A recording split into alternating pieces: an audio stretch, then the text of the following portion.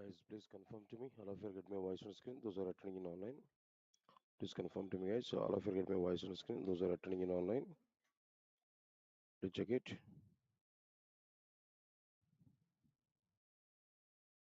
All of you get my voice on screen, guys. Right. Good morning.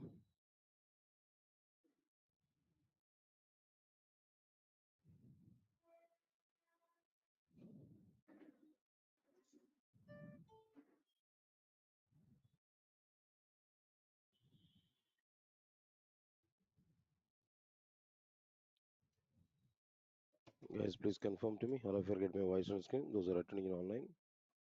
Wait.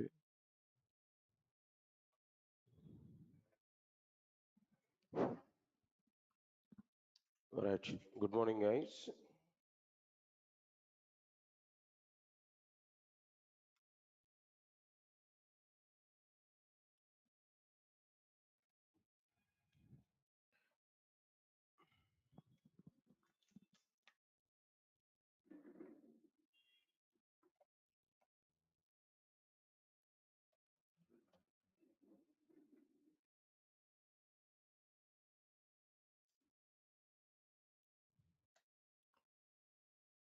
Right. And today we are going to start another new topic that will be servlets in advanced Java.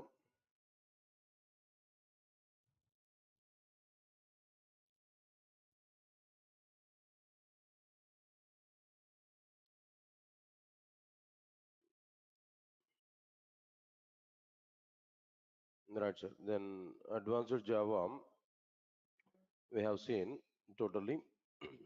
JDBC, some of you might be almost all completing the JDBC content, and some of you are having in the middle of this JDBC. But anyway, today we are going to start like what there, a new content. That content would be like what there, servlets. Okay, right, sir.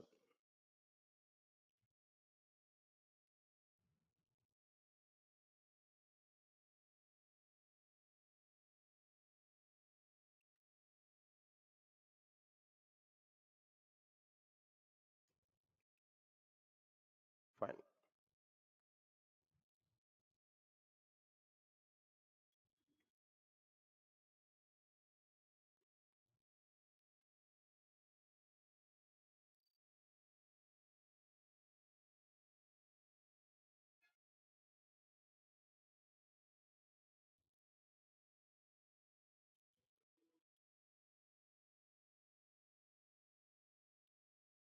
Okay.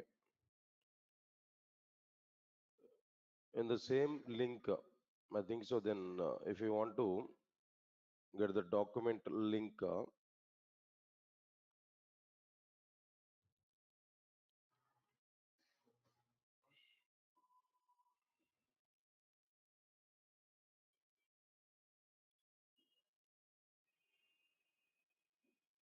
that's it. I'll share that link also to you.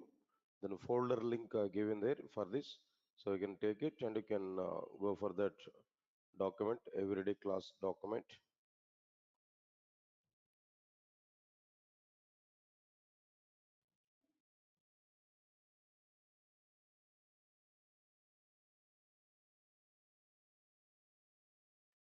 That's it. Give a minute of time. Let me open it.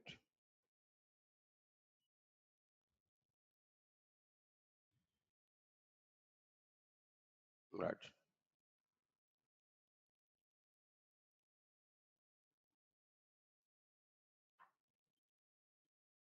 Guys, everybody, now take this link details now. Then regular class notes you are able to get here. Okay. Let me check once whether it is working or not. Right. Now we are getting it. No problem. This is a link for our notes, regular notes. Just this is a folder share I given. Inside this, of course, JDBC content and as well as like what there. And this today's servlets topic is also existed. Fine. This I'm telling there servlets document notes. servlets nodes. Now, and this is like what I'm telling there, JDBC nodes. 1 minute.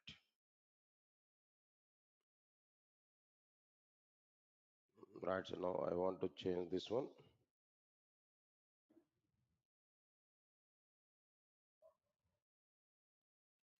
JDBC, this is JDBC. Let me use this. Right, sir. Now this is servlets.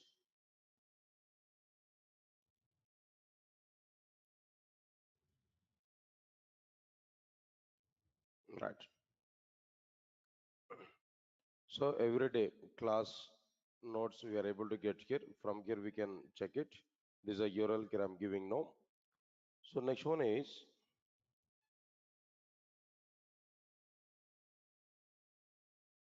right, sir. And I'm giving clarity. Those who are attending 10 o'clock advanced Java, this JDBC notes is not required for you. Think of it. Already given one link for you at 10 o'clock. There we can check for JDBC. Just this is for the previous students. I'm giving there. Right, sir. Anyway, then now let's come for our content here, servlets. All right, sir. Now all of you understand this. Very first topic is like what exactly the servlets, what is the requirement of the servlets, and what is the need to go for servlets. These points here we have to understand clearly. So if you want to introduce that, I'm giving some path to you, try to understand it now. Servlets is basically a server-side technologies.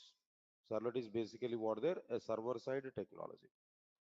Means that whatever the environment we have seen up to now, whatever the environment we have seen up to now in programming, that is at one side. From servlets point of view, right from the servlets concepts now, we are going to see a different world of programming, a different era of programming we are going to understand. So servlets is a server-side technology. It can be used to prepare web applications. It can be used to prepare what their web applications. Web application is one type of an enterprise application. Web application is what there? One type of an enterprise application. Observe carefully. So an enterprise application. First we have to understand like what there? An enterprise application. Then after that we will go for what there? Web applications. Then after that we are going to understand like what there? Servlets. So because of that reason here what I'm telling to you, try to understand it. By using by using Java programming language. By using Java programming language, we are able to prepare two types of applications. We are able to prepare what there? Two types of applications. What are the two types of applications here we are able to prepare there? Very first one is standalone applications. First one is what there? Standalone applications. And second one is like what there? Enterprise applications. Standalone applications are what their enterprise applications. These enterprise applications in general, we may call it as distributed applications. These enterprise applications is also be called as like what their distributed applications. Understand it clearly, all of you know. By using Java, what type of applications here we are able to prepare there? Right, so two types of applications. What are the two types of applications here now? Right, sir. First one is what their standalone applications, and second one is what their enterprise application or what their distributed applications. All right, sir. Now let me show one diagram here through that I want to explain to you clearly. Observe carefully. You know already in the previous introduction classes I might be discussed about this point, but still again we have to understand the same thing. Why? Because this is a solid introduction part for servlets. What is the need to go for servlets and all we are going to understand. All right, so now Java is a programming language. By using this Java programming language, we are able to prepare two types of applications. All right, the very first one is like what I'm telling to you, standalone applications, and second one is what their enterprise applications. All right,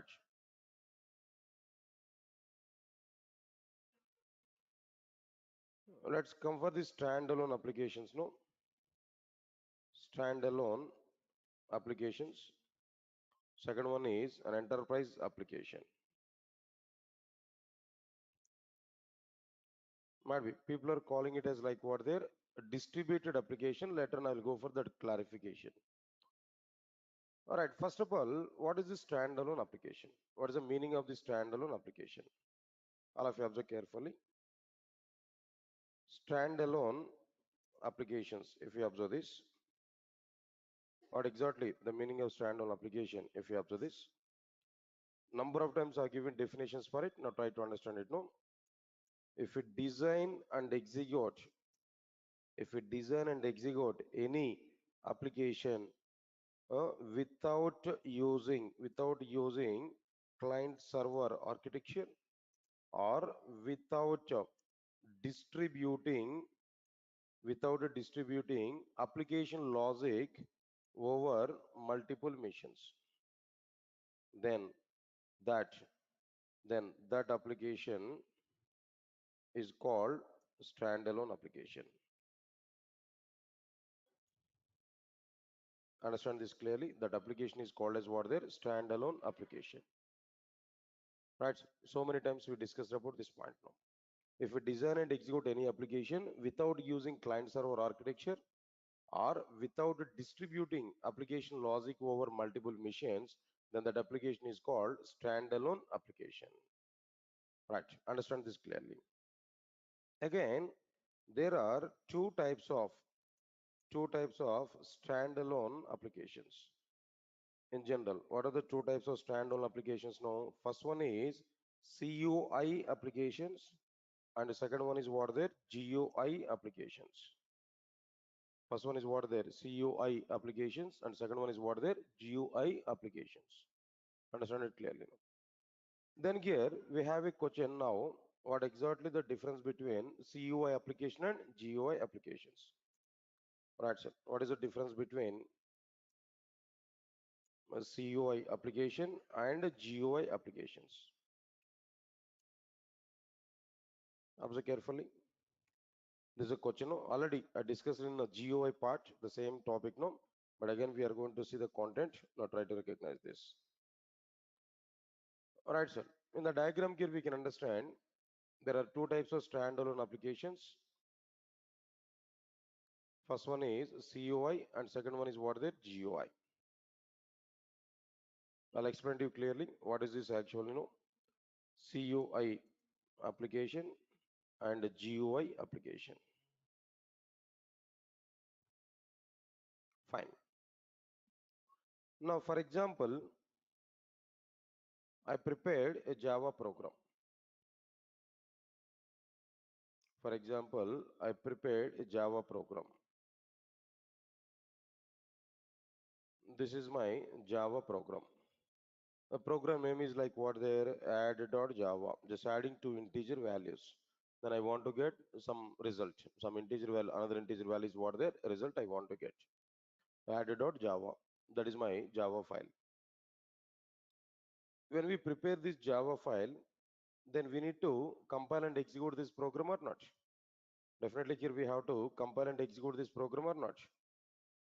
So now here I'm going to open command prompt. I'll open command prompt. Now this is command prompt. Now inside this command prompt, go to the location where we prepared this Java file. I might be specify the location is what there, we can understand d:/Java 7, for example. In this location, I prepared this add.java file. So here I'll go to the location there, d:/Java 7. That's okay. Right, sir. Morning Java 7.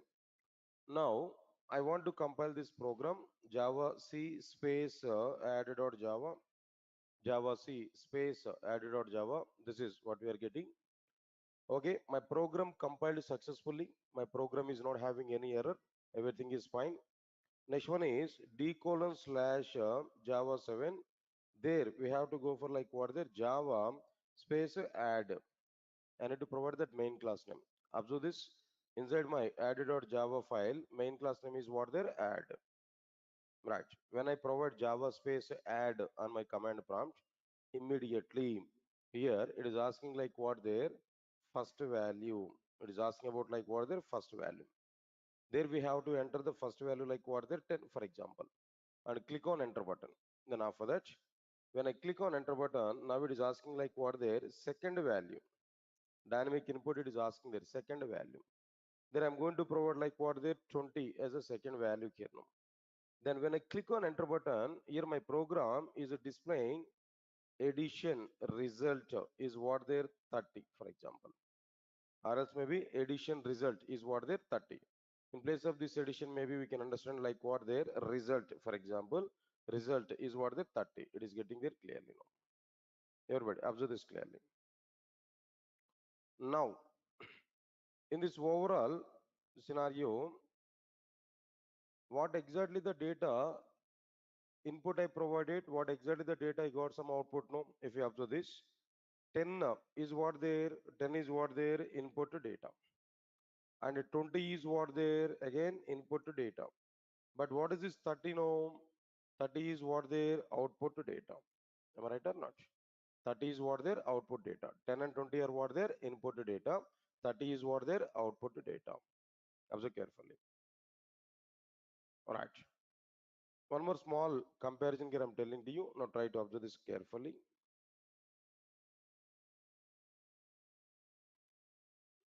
Right, sir. Program is existed here. Now this is command prompt. Now the user is existed here. This is user existed here.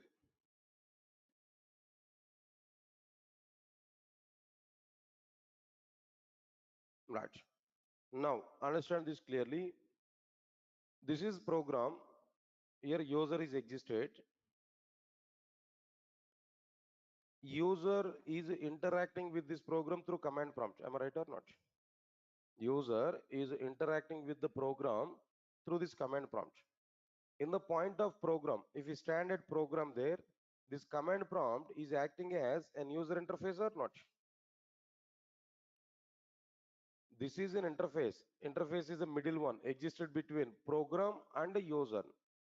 And this interface is providing environment to interact with our program or not? What is the requirement of interacting with the program there? Just to provide some input data to the program and to get some output data from the program. So we need some interface between user and program. Understand my point, Kiano? So this interface is providing a bridge between user and program in order to provide some data to the program, input data, in order to get some output data from the user. Everybody understand this clearly now. So this bridge, this command prompt is acting as an user interface. This is acting as like what their user interface. And this user interface is supporting which type of data? Here we have taken like what their command prompt. Am I right or not? Here we have taken like what their command prompt. What type of data it is supporting there? It is supporting only character data or any graphics. Is that command prompt is displaying any images to us? Is that command prompt is displaying any text fields or radio buttons or checkboxes like that? No, command prompt is not providing graphics related content. Command prompt is supporting only any type of data in the form of characters only. In the form of like what their text data only. Am I right or not? So character oriented data only it is able to support. It is able to support what their character oriented data only. Got my point or not? So this user interface is supporting only character data. So this user interface is called as like what their character user interface. Character user interface. In short, we are able to say this is what their CUI. In short, we are able to say it is what their CUI, character user interface. On the basis of this character user interface, on the basis of this CUI, we prepare the Java program. So this Java program or the Java application is called as CUI application. This character user interface, on the basis of this character user interface only, we prepare this application. So this application is called as like what their CUI application. Everybody understand my point clearly what I'm telling you now. So now the definition is very much clear. What is my definition here? CUI application is a Java application. It was designed in such a way to take input to data from the users through the command prompt, to provide output to data to the user through the command prompt, where command prompt is acting as an user interface and it is supporting only character data. So this type of application is called as like what their CUI application. Right, sir. Now let's come for the definition here clearly. What exactly the meaning of CUI application? CUI application is a standalone application first. CUI application is a standalone application. It was designed in such a way to take input data from users through the command prompt,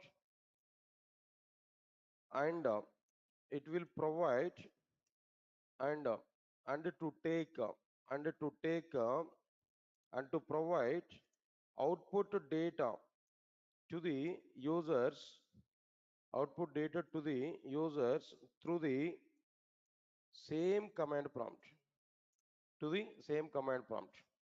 Here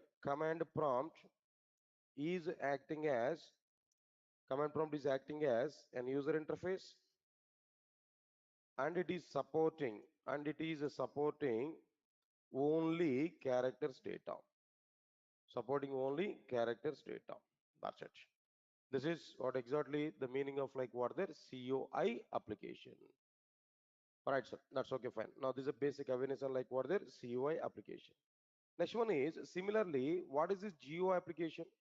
Or before that, now let me copy this particular diagram here. Just I want to give the diagram here now. All right, sir. CUI application definition and the respective diagram here we provided here. Understand it clearly. Not required to write anything. Just listen the content here now. See, introduction part is very, very important. Why introduction part is very, very important? No, just my intention of discussing all these points is what? To introduce servlets. I given already one path. Servlets is a server-side technology. It can be used to prepare web applications. So there we have to understand what is web application. There I'm giving the link. Web application is one type of enterprise application. So there we have to understand what is an enterprise application. Enterprise application we can prepare by using Java. So if we take Java, by using Java, two types of applications we are able to prepare. One is a standalone application, then other one is what their enterprise application. Now just brief introduction I'm giving about what their standalone application. Once you understand standalone application, then we'll move to what their enterprise application. There we are going to understand what is web application. There we are going to understand what is a servlet. From that point onwards, we are going to understand continuously servlets kernel. So this is the brief like introduction why I'm taking all these points kernel. Leave this point here. Next one is what exactly the meaning of GUI application. What is this GUI application kernel? Let's observe carefully. Right, sir. Now, okay, I want to go for one more thing. Now, try to understand this. One more diagram. Try to observe carefully. Already we are aware about this type of introduction, but still, for a startup purpose, I'm talking about it. Now, try to understand it. I prepared a Java file again. I prepared one Java file. My Java file name is like what there, add.java. I prepared a Java file. My .java file is what there, add.java. Right, sir. Next one is after this, right, sir. I need to compile and execute my program. Whenever we prepare .java file, say for example, I prepared this .java file where d:/java7 for example. There I prepared add.java. I want to compile and execute my program. So here I need to take like what their command prompt here we have to take. So this is the command prompt. Okay, right. Now inside this command prompt, go to the location where you saved your Java file. That is what their d:/java7. Their compiled Java file, Java C space added.java, compiled successfully. We don't have any error as of now. Next one is d:/java7. I want to execute it. So use Java command. There we have tried like what there add Java space add. Understand it clearly. When I provide Java space add on command prompt, when I provide Java space add on command prompt, immediately added.java program is executed. This add.java program is providing a window for us. Sorry, add.java file is providing what there? A window for us. This is a window provided by add.java file. Observe carefully. Now here we are having title bar. So this is close option. This is maximize option. This is minimize option. All the things are existed here.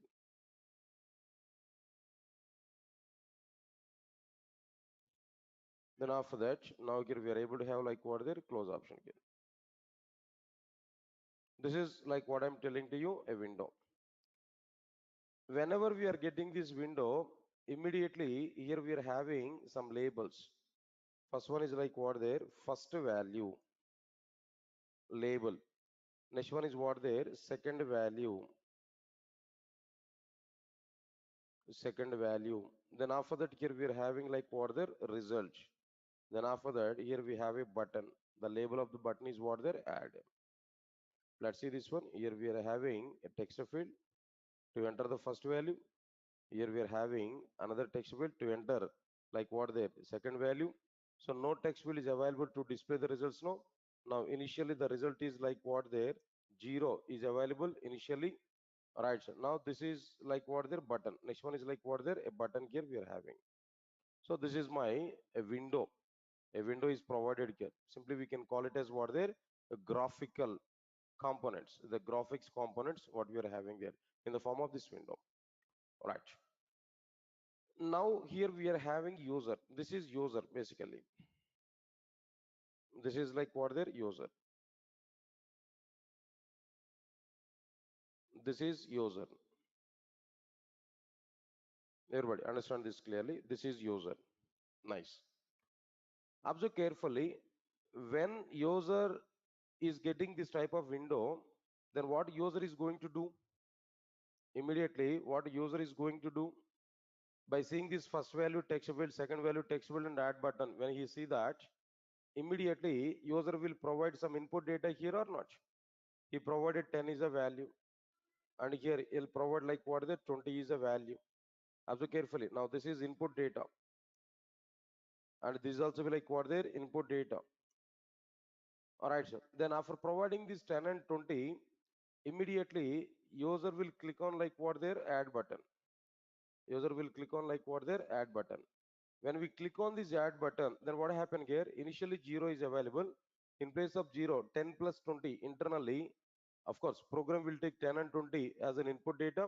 Program will perform addition operation over 10 and 20. Then it able to provide 30 as a result to the result field. 30 as a result to what their result field here. Here we are getting 30 as a value here now.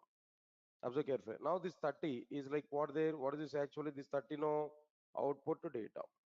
This is not input data. Now it is what there, 30. 30 is what there, output to data. Here we are getting. Observe carefully.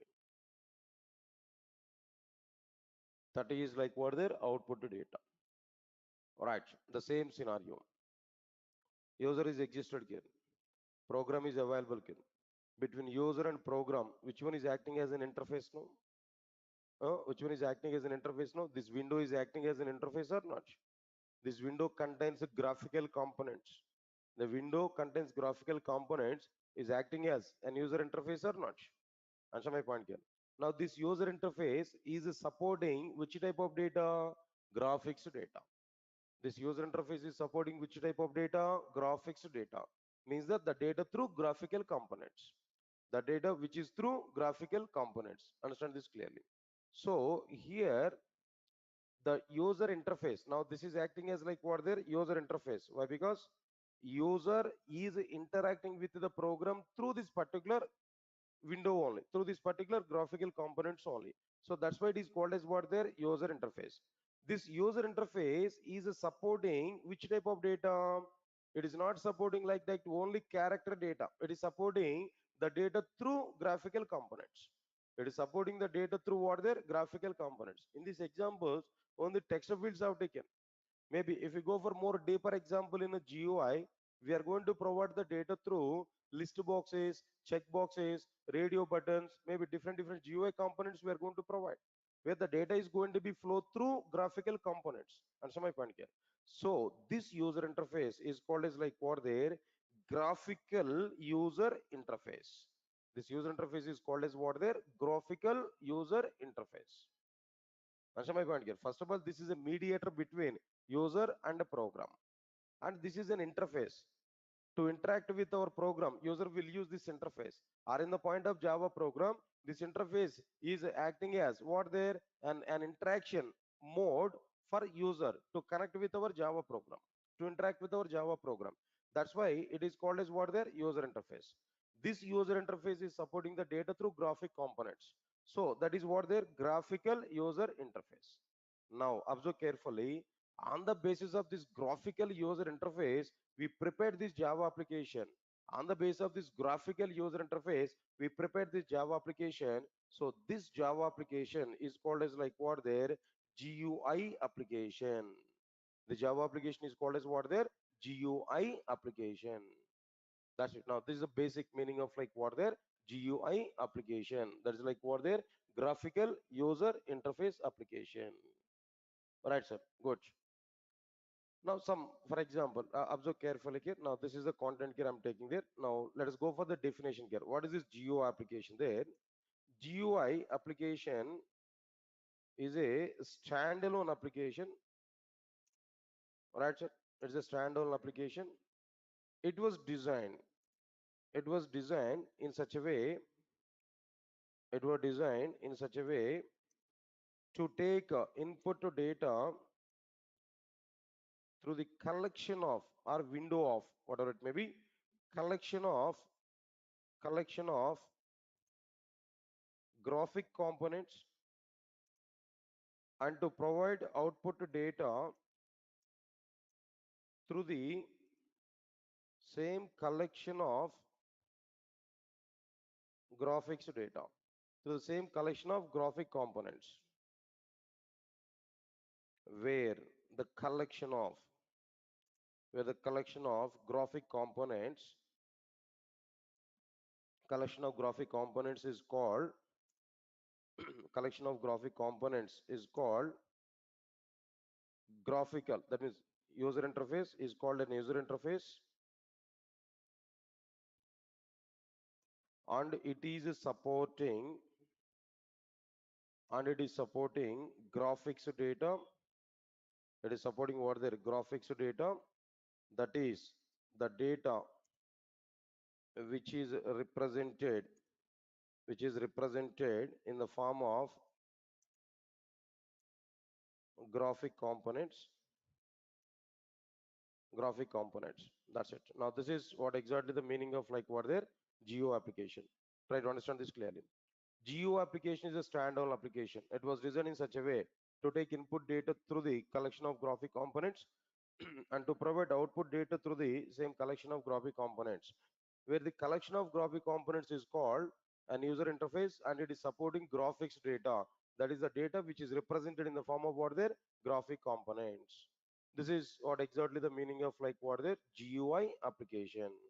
Already I prepared this diagram here. Now try to understand this diagram now. All of you observe carefully. Right, now this is exactly the meaning of like what their graphic components here. Now here I'm telling one more point. Try to observe carefully. Standalone applications we understood clearly. Yeah, the classification is very clear. What is this classifications are now? Tell me. Standalone applications. This is a classification you will be provided. By using Java, we are able to prepare two types of applications: standalone applications and enterprise applications. Standalone applications are available in two forms: CUI applications and GUI applications. Now we understood clearly the total content here. What is CUI application? What is GUI application? All together. Now what I'm telling there, try to understand this clearly. To prepare standalone applications, to prepare what their standalone applications, Java has provided predefined library in the form of the packages, like in the form of the packages like what there, or maybe in the form of J2SE, in the form of what there, J2SE. J2SE. That J2SE includes number of packages. Observe carefully. So Java has provided predefined library, or Java has provided a predefined module in the form of J2SE, where J2SE has provided, where J2SE provided some predefined library, in the form of Java dot, in the form of the packages like,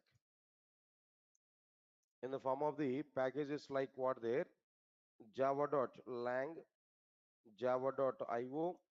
Observe carefully. You know already all these packages, no? Java.util, for the sake of the GUI, java.applet.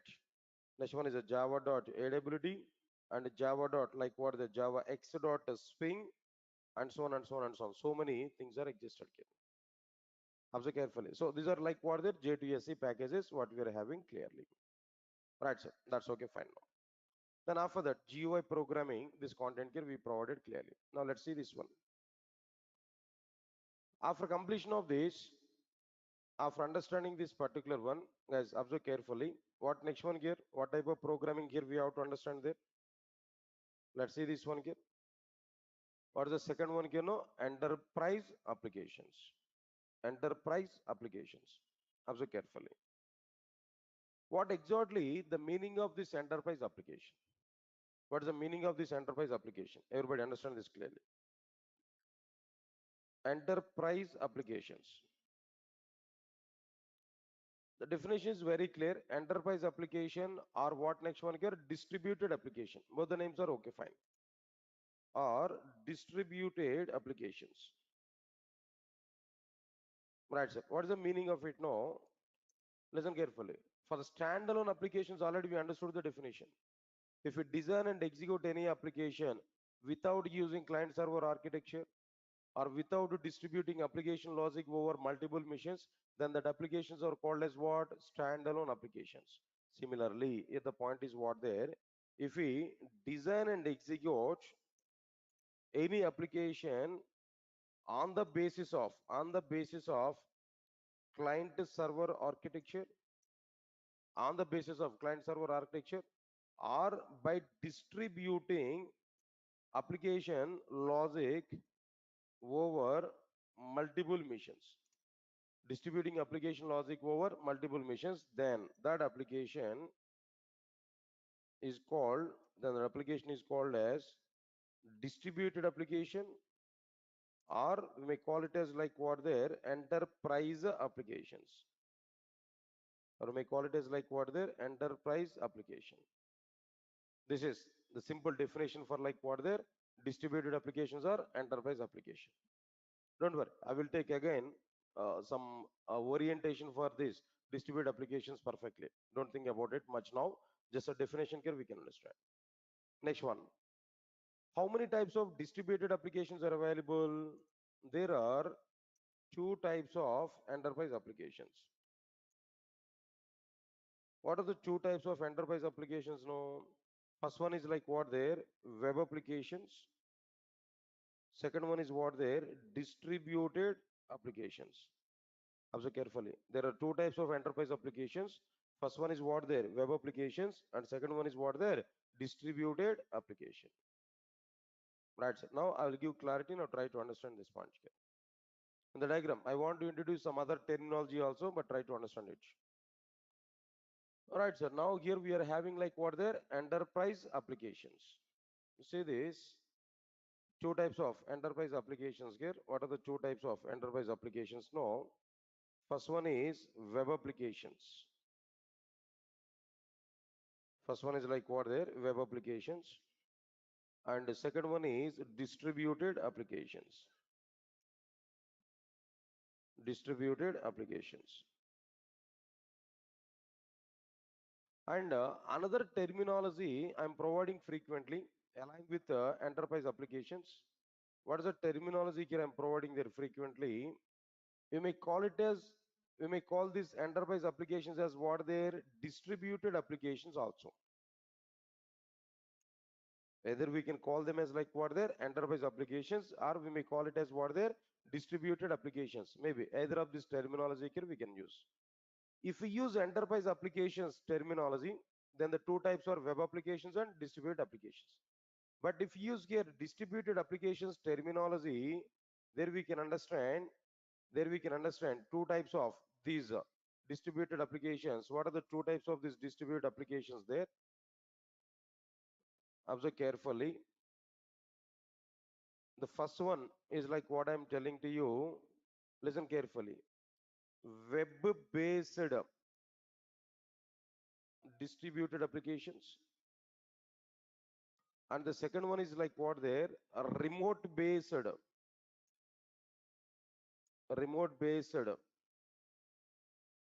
distributed applications. Guys, observe carefully.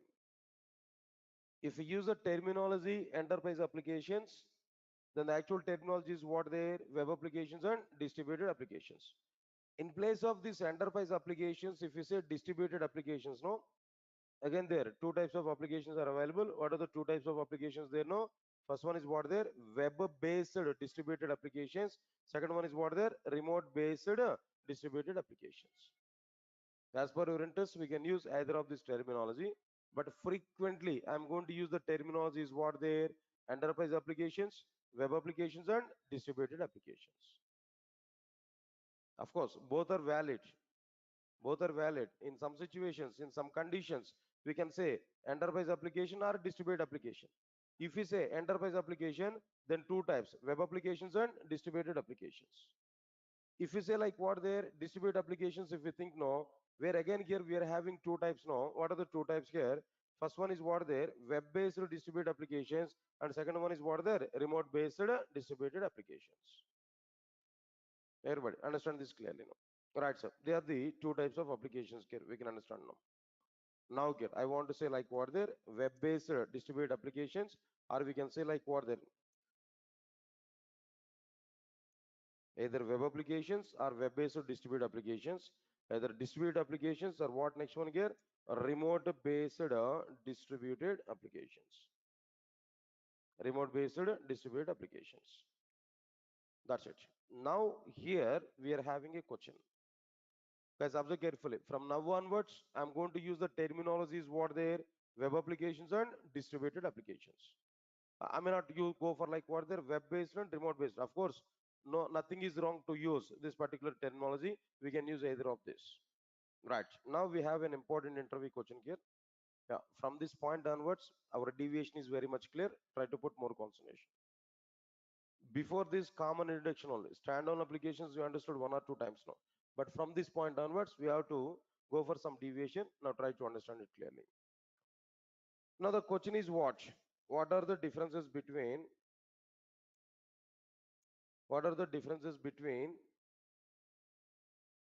web applications and distributed applications? Web applications and distributed applications. Right, sir. What are the differences between web applications and distributed applications?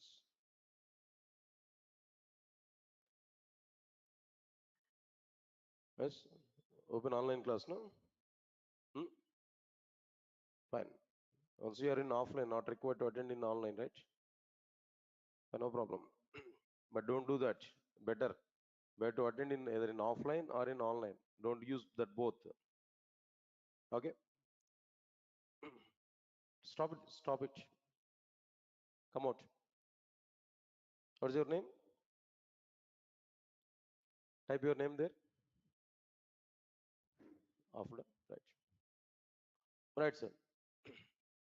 Let's come for this point here. All of you guys observe carefully.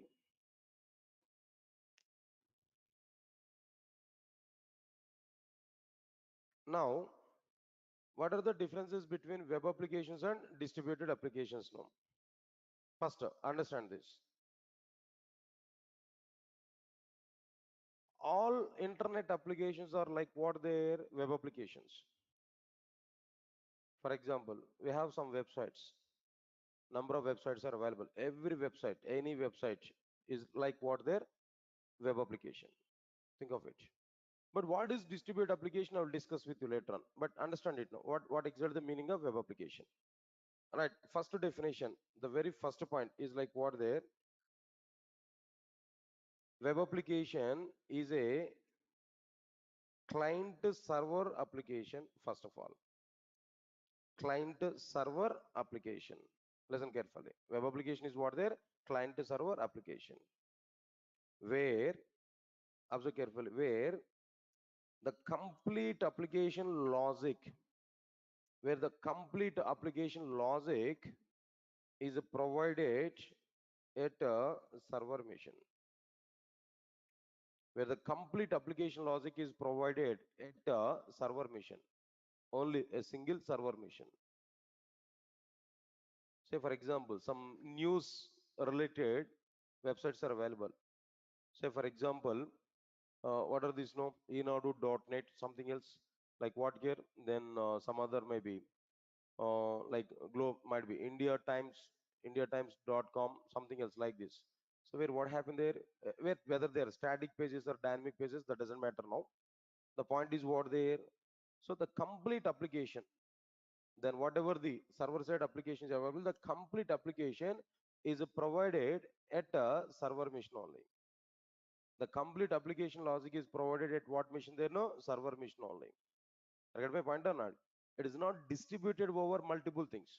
Application logic is provided at what they know at the server machine, but we are going to access it from client. That server side application we are going to access from what their client. So still it is client server application only. Still it is client server application only, but the complete application logic is available at the single server machine. So web application is a client server application where the complete application logic is provided at a server machine.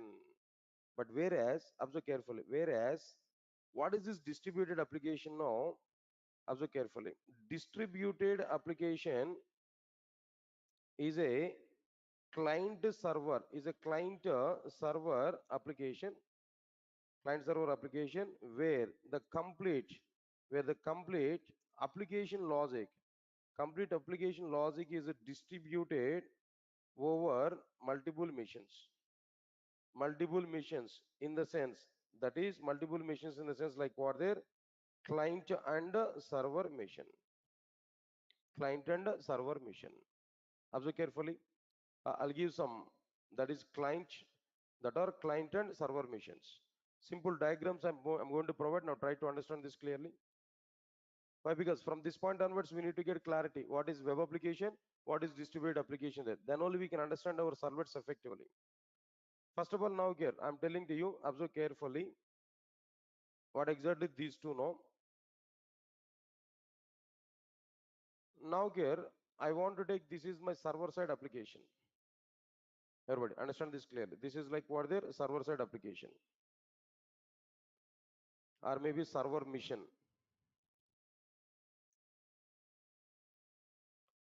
Now this is like what their client mission.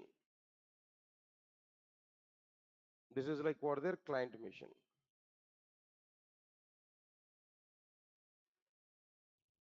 Web application architecture I'm telling to you, this is like what their client mission. Between these two, here we have some like what their internet, some network. Internet or some network is existed. My total application is available like what there at a server mission. This is my program which is available at server mission. Of course, at server mission, server software is installed. Inside the server software, we deploy this application, this program. This is like what their server side application. Server side application, or we can call it as like what their web application. A simple web application. Right, sir. At the client mission, I need to interact with the server side application from client mission. So if you want to access web application from client, here what we require there, here we require a tool to interact with the server side application. Here we are going to use a tool. That tool is called as a browser. Where we required a tool to send a request to the server side application to get response from the server side application. That tool is called as like what there, a browser. When we have a browser, in the browser we are able to have what there, address bar. In this address bar, here we are able to write what there, some URL. Some URL here we are going to write. What is that URL here? http:// something else. Understand it clearly. When we write this URL and when we click on enter button with this particular URL, automatically request will be submitted to the server side application. Where at server side application, server will take that request and server will identify the web application and server will execute this total web application. Server will execute what there? This total web application. By the execution of this total web application, it able to generate some response. That response will be given back to like what there? To the browser through the network. Of course, submitting request from client to server in the sense, first network will take that request. First, who will take that request? No, network will take that request. Observe carefully. And the network will carry that request from client mission to the server mission on the basis of the server IP address and port number. Then when web application execution is completed, some response might be generated. That response will be given back to what their client. Now that response is appeared on what their browser. On browser we can see that response can. So here we can see like what their response data. Right, sir. Now tell me, my entire server side application is available at a single server mission or not? Now browser is what their browser is acting as what their a client. Really client is what there? A browser. Browser can send request to the web application. Browser can receive the response from what there? Web application. So this is web application design, web application architecture. Understand clearly? This is what I'm telling you now. Now, at the same time, what exactly the meaning of distributed application? What is the meaning of distributed application here? I'm giving clarity. Now try to understand this clearly now. Distributed application is like what there? Again, here it is a client server architecture. All of you observe carefully. This is my client and this is like what there? Server. Everybody understand my point here? Server side program. But in the distributed application, the terminology is going to be changed. We cannot say client and server in general. We can say local mission and remote mission. We can use the terminology like what there? Local mission and remote mission. Local mission and remote mission. Observe carefully. Local mission, then what next one? Remote mission. All right. As per this distributed application architecture, at remote mission, we are going to write there some application, remote application, or remote service. We used to say it's what there? A remote service. Answer my point here. It's like what there? A remote service or remote application. Either of the things are okay, fine. Now, this is like what there? A Java program we are going to write at client mission also. This is like what there? Local application, client application, or test case, whatever it may be, client application. This is remote service, or this is like what there? A client application. This is not a browser. Please remember this. This is not a browser. Observe carefully. Now here, between these two, what you are having there, no network is available. Between these two, network is existed here. Everybody understand this point here. Network. Okay, fine. Here we are able to have a set of finish sections. This is not browser. And this is like what there? A set of finish sections here. At the same time, here also be a set of intersections are available. Okay, fine. Now, what's going to be happen actually when we submit a request? That means both, first of all, both the applications have to be executed. This we have to be executed, this we have to be executed. And please remember this, here we are having one JVM and this is here we are having like what there? Another JVM. Both the JVMs must be executed their applications. Now this is like what their client side JVM and this is like what their server side JVM, remote JVM. Both JVMs have to run their applications. When both the applications are running parallelly, then what happened there? First, client will send request to, that means client application will send a request to what their remote service. Then of course server software is available. It will take that request, then it will identify the remote service. Now that remote service will be executed here. By the execution of these remote services, no, automatically what happened there? No, some response will be generated. That response will be given to like what their client application. The response will be given to like what their client application there. Yes, sir, got it or not? So instead of saying this client application, still I want to go for some other terminology. This is like what their local application, local application, local mission and local application. Of course, with respect to this remote, this is acting as a client application. Understand this clearly. So this is going on here. Now this is available here. This also be JVM. We can use it. Then this also be what their JVM. Sir, all of you get my point or not? Now just compare these two applications. In the case of web application, client is what? Browser. Our entire application is distributed single server mission or not? But in the case of distributed applications, what happened there? Our application logic is available at both the client and server or not. That means two Java programs parallelly have to be executed. Client program has to submit request to the server, remote mission. Remote program has to give some response to the client application. Got my point or not? So here client is not fixed in the case of remote applications. In the case of distributed applications, client is not fixed. Answer my point, no? Right, sir. Client is not fixed for remote application here. Client may be a normal Java program. Client may be a normal Java program with a main method. Client may be a servlet program. Client may be a servlet program. Client may be a framework application like Spring application. That client may be anything, struts application. That client may be JSF application. Anything we can take as a client. It is not fixed one. But remote service is available. That remote service is required inside like what there? Client application. Sir, all of you are getting my point or not? Okay, fine. Anyway, in the distributed application, application logic is distributed over multiple machines at the local machine and at what the remote machine. Still, this diagram is not completed. Just wait for the minute of time. I'll explain that clearly now. Right, sir. Now here, let me conclude one point here. What is that point here? What is web application and what is distributed application here I've given? In web application, the complete application logic is provided to server machine, single server machine. But in distributed applications, the complete application logic is provided at a local machine as well as like what their remote machine here now.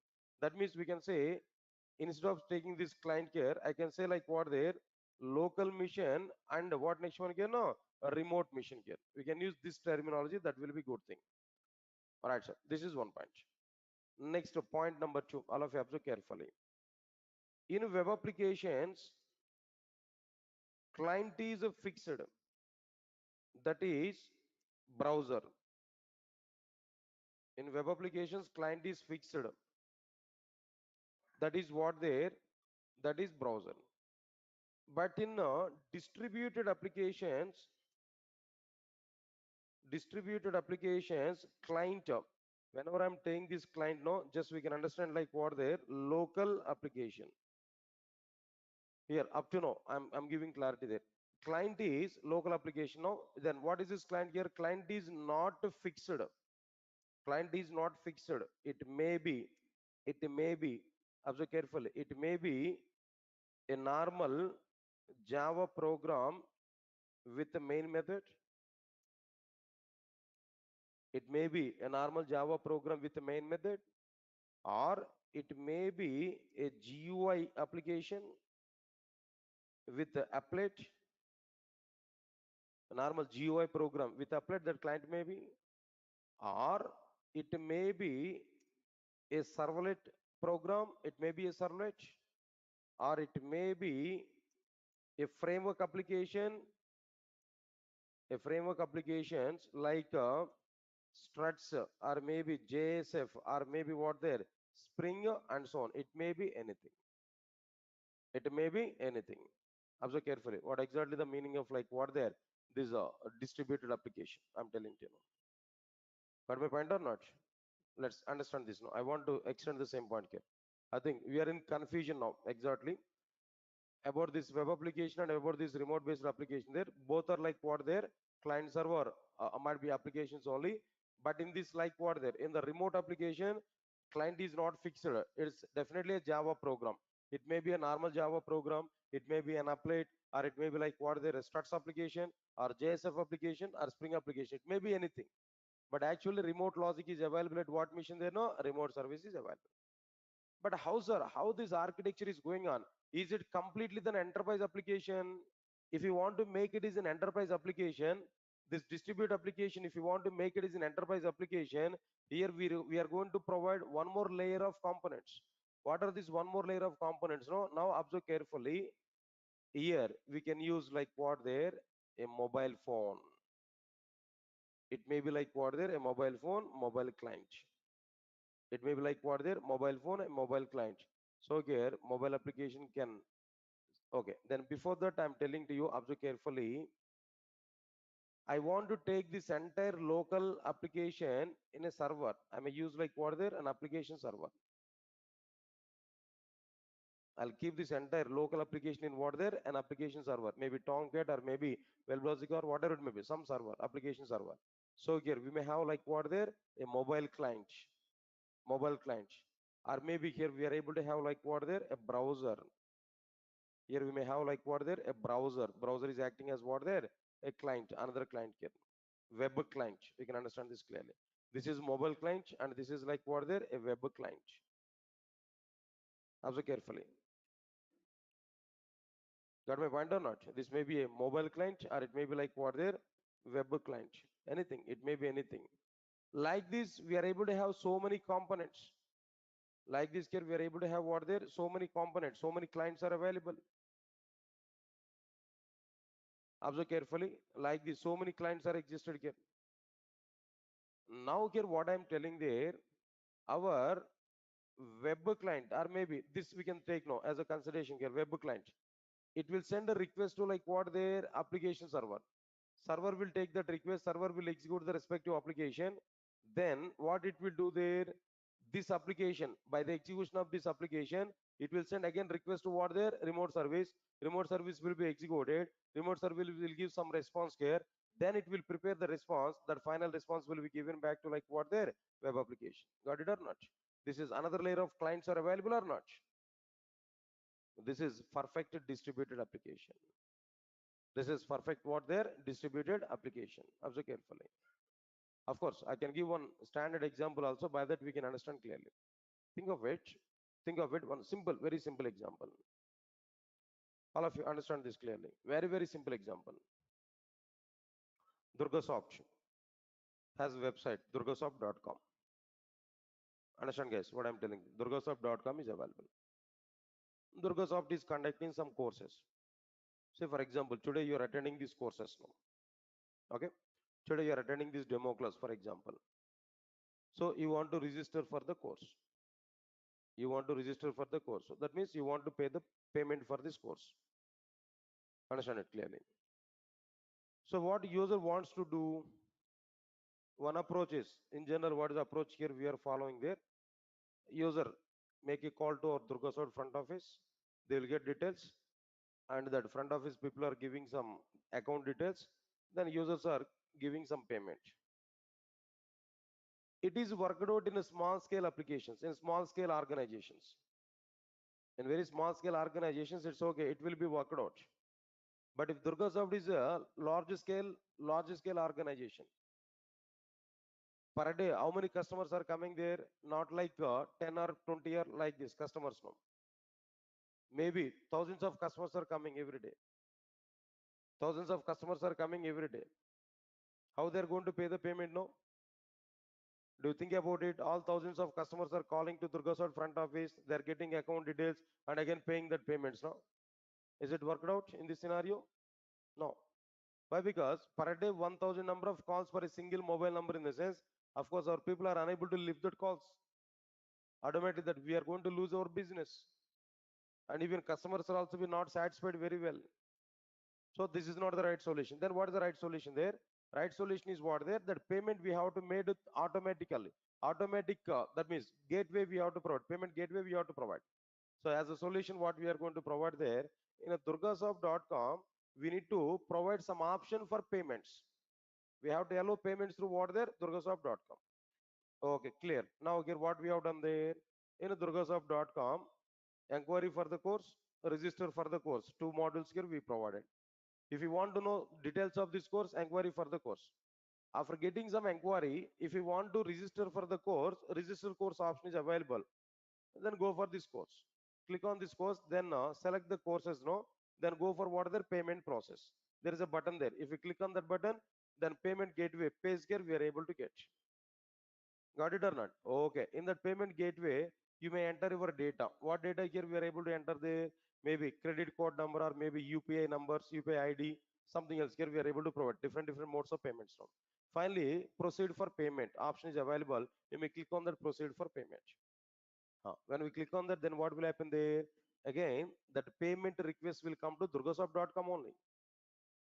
Now, observe carefully. Now, if durgasoft.com wants to accept the payments now through online, Durgasoft must require banking services or not?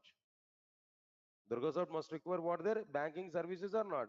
But Durgasoft doesn't have its own banking service now. Durgasoft is not a bank service. Durgasoft is what there is a training institute. It doesn't have any bank as of now. But it must take some banking services or not? Durgasoft must have one account there, and that account must be available in a particular bank. Then all the transactions which are incoming to the durgasoft.com, that all the transactions must be diverted to the respective bank or not. So Durgasoft needs one bank service or not. Say for example, understand this clearly. Durgasoft wants to take the banking services from ICICI Bank. ICICI Bank. Durgasoft has an account number in ICICI Bank.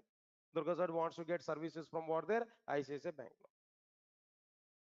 Observe carefully. Okay, this is the scenario. Whenever we click on proceed for payment, request will come to Durgasoft. Then immediately what Durgasoft has to do now, that request must be bypassed to what there, that request will be sent to what there, that bank, corresponding bank. Bank people will perform the respective transaction. Then acknowledgement of the transaction will be given to durgasoft.com. Now durgasoft.com will provide some UI part and it able to send that receipt of the respective transaction to the respective user. Yes, sir. Got my point or not? Now just compare that architecture in our mind. Now think about this architecture now. Distributed application. Now this is user, web client, for example, user, myself is a user. Now I open my computer. Then where I open my browser, where I type it durgasoft.com. Think of it, this local application is what there, durgasoft.com, my web application. Durgasoft.com is running under server, one application server. Now this remote service is what there, ICICI Bank. Remote service is what there, ICICI Bank. Then where bank service is available. Got my point or not? All right, sir, exactly. Now here, when a user type www.durgasoft.com, Durgasoft homepage, then request is coming to the Durgasoft website. Durgasoft website is giving like what there, that homepage information to the respective user. In that homepage, inquiry for course and register for course, two options are available. Of course, you might be click on inquiry for the course. Again, request will come to durgasoft.com. Durgasoft.com is providing that course inquiry details, courses list. He might be identified that course is there. Then immediately may go for what there, register for the course. When you click on register for the course now, again request will come to what there, request will come to durgasoft.com. Now this time durgasoft.com will provide one course registration page. Inside this course registration page, course name and course details, along with that course details no, payment details are also be provided. Credit code number or debit code number or maybe UPI payment, some kind of UI has to be provided. Then user may select that what their UPI payment no, UPI payment or especially phone pay payment no, he may click on that phone pay option there. Automatically it is asking about that phone pay ID, mobile number or maybe some phone pay ID is available. ICICI, okay ICICI.com or something else no, the respective thing here. Then when that phone pay ID is available, he may enter that phone pay ID, then immediately may click on what their process pay. When you click on this process pay, request will come to what there, durgasoft.com. Now durgasoft.com is going to consume that ICICI payment service, ICICI payment service. Got my point or not? Now durgasoft.com is going to access what there, ICICI provided payment service. Then whenever this service here we are consuming from this Durgasoft website, no, automatically the payment is going to be done at ICICI Bank. Then transcript will be provided to the durgasoft.com. The transcript will be prepared in the form of like what there in user interface. That user interface related transcript will be provided back to what there web client. Now client is able to get the confirmation of the course and the acknowledgement for like what there respective payment. Everything is going to be happen. Now tell me here, local application is required or not? That is durgasoft.com server-side application.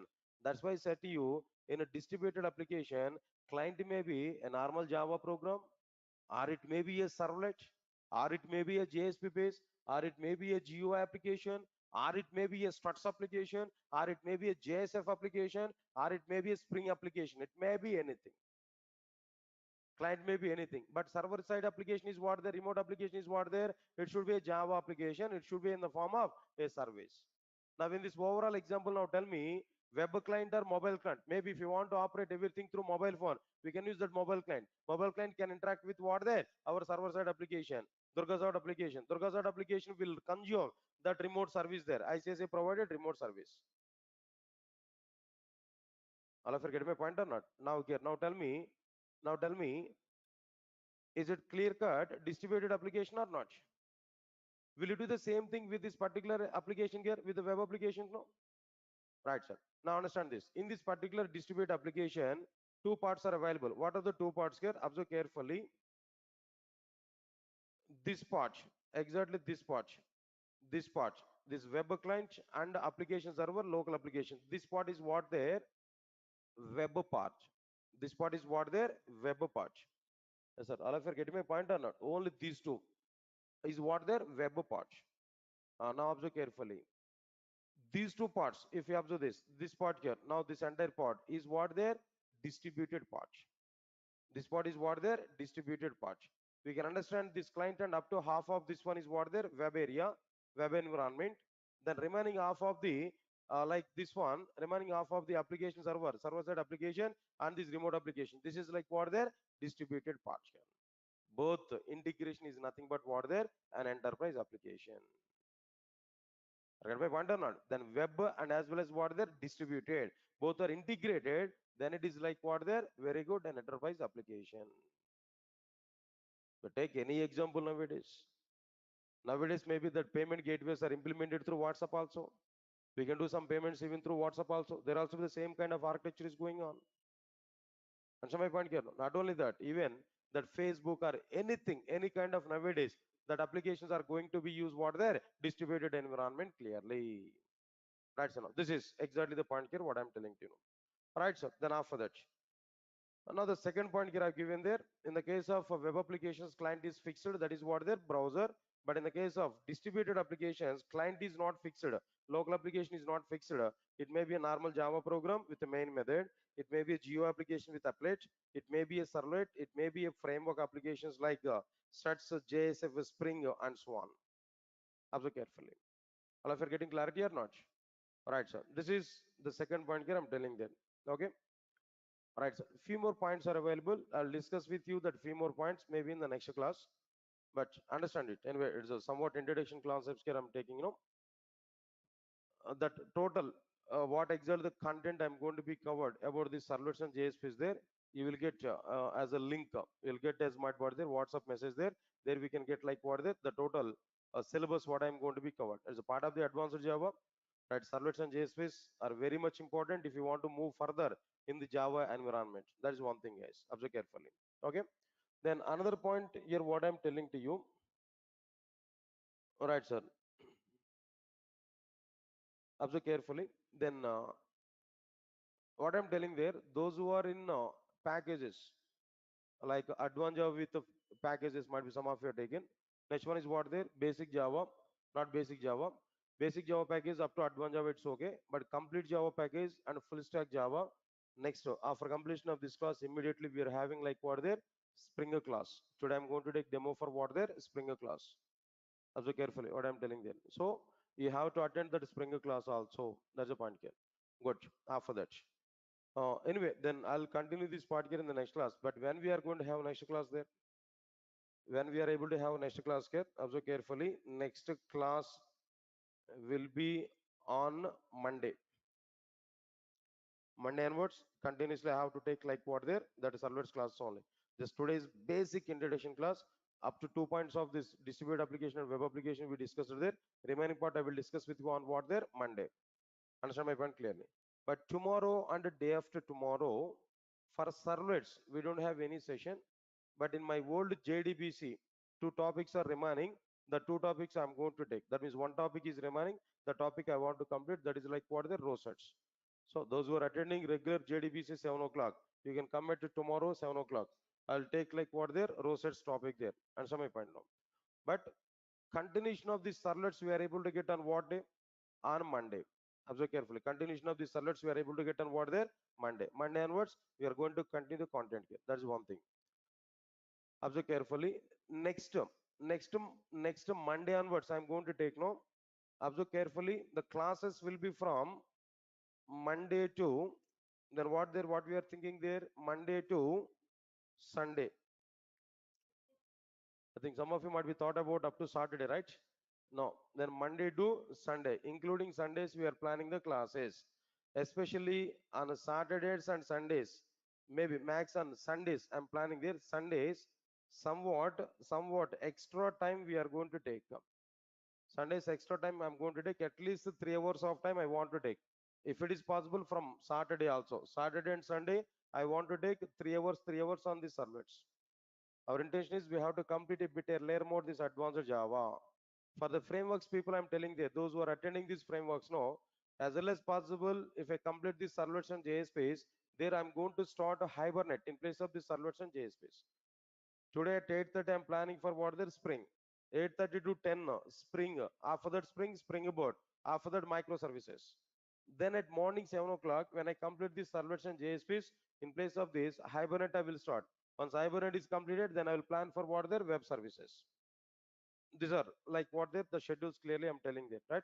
Anyway, whatever it may be, those who are in packages, those who have taken already packages there, or those who want to attend for the packages, no, you must attend for the spring class today at 8:30. 8:30 to 10, I'm going to take the class. Then I'm going to give clarity what I'm planning there, what I'm going to discuss with you clearly. Right, sir? Then after that, continuation of the servlet class is going to be happen on what there? Monday. Please remember this. This is a link I'm giving for the sake of watching our course material, like what are the classroom notes. Try to use this one. If it is possible, I'm going to upload some applications inside this link itself. Classroom application there. If you prepare any application there, I'm going to upload that application into the respective content. Guys, understand this clearly, what I'm telling you, right? That's all, guys. That's all for today. Then we'll meet on like Monday. We can understand this clearly. But tomorrow and day of tomorrow, those who are attending JDBC classes, that we can come there. Some one topic is remaining. I'll complete the topic there, right? That's all, guys. Thank you. Thanks a lot. We'll meet on Monday, probably on tomorrow for JDBC. Thank you. Thanks a lot.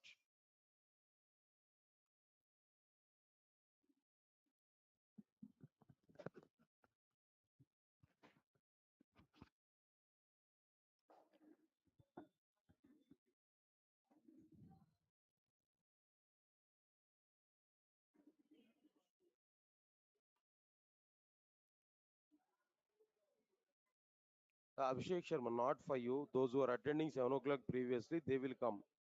Right. I think you are attending at what time there, Abhishek Sharma? At 10 o'clock, right? Yeah, 10 a.m. Not for you. Not for you. Previously, those who are attending 7 o'clock, they will come here. Then your class timing is as usual. Today we can attend at 10 o'clock. Then I'll give clarity. Right? Okay, fine. I don't join with the frameworks package. Should I join spring class? Yes, exactly. Abhijit Ross. Just we can attend for it. Spring class. The link for spring class already I given that. Already is available in the website. No, just check for that. Yeah, you can join with that. Right, guys. Now let me start spring class. No, within 10 minutes I'll start it. Okay, attend for it. Join 6 p.m. class with which class I have to join. Uh, uh, Pratmesh Madalkar, I think these batches are not for you. Okay, for you separately I will start advanced Java and as well as like what there some other. Don't come for this class there. You will not understand this. If you're at evening 6 p.m. core Java, then these classes are not suitable for you. Those are in the 6 p.m. core. See, we must have knowledge in JDBC and server core Java, complete core Java. Then only you can understand all these things. Not required to attend these classes. And separately, I'll give that information. Yesterday, I given already information to you at 6 o'clock. Okay. Thank you. Thanks a lot. But you may not understand this if you attend that. Still, try to attend today. Then we'll check the possibility. Okay. Yeah. Thank you, guys. Thanks a lot.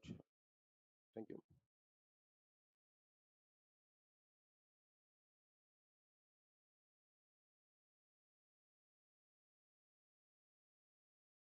Guys, please confirm to me. All of you get my voice on screen. Those are attending in online.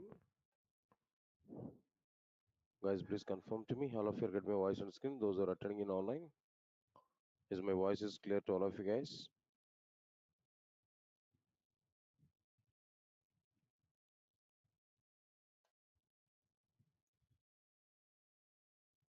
Guys, please confirm to me. All of you get my voice on screen. Those are attending in online. Is my voice is clear to all of you guys?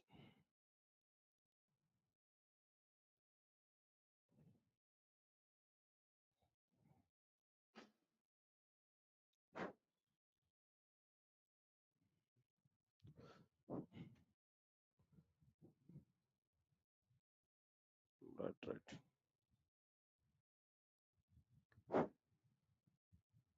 Right. Good morning, guys. And check it in the last class. So just given the very basic awareness on servlets and the types of applications what we prepared in our content.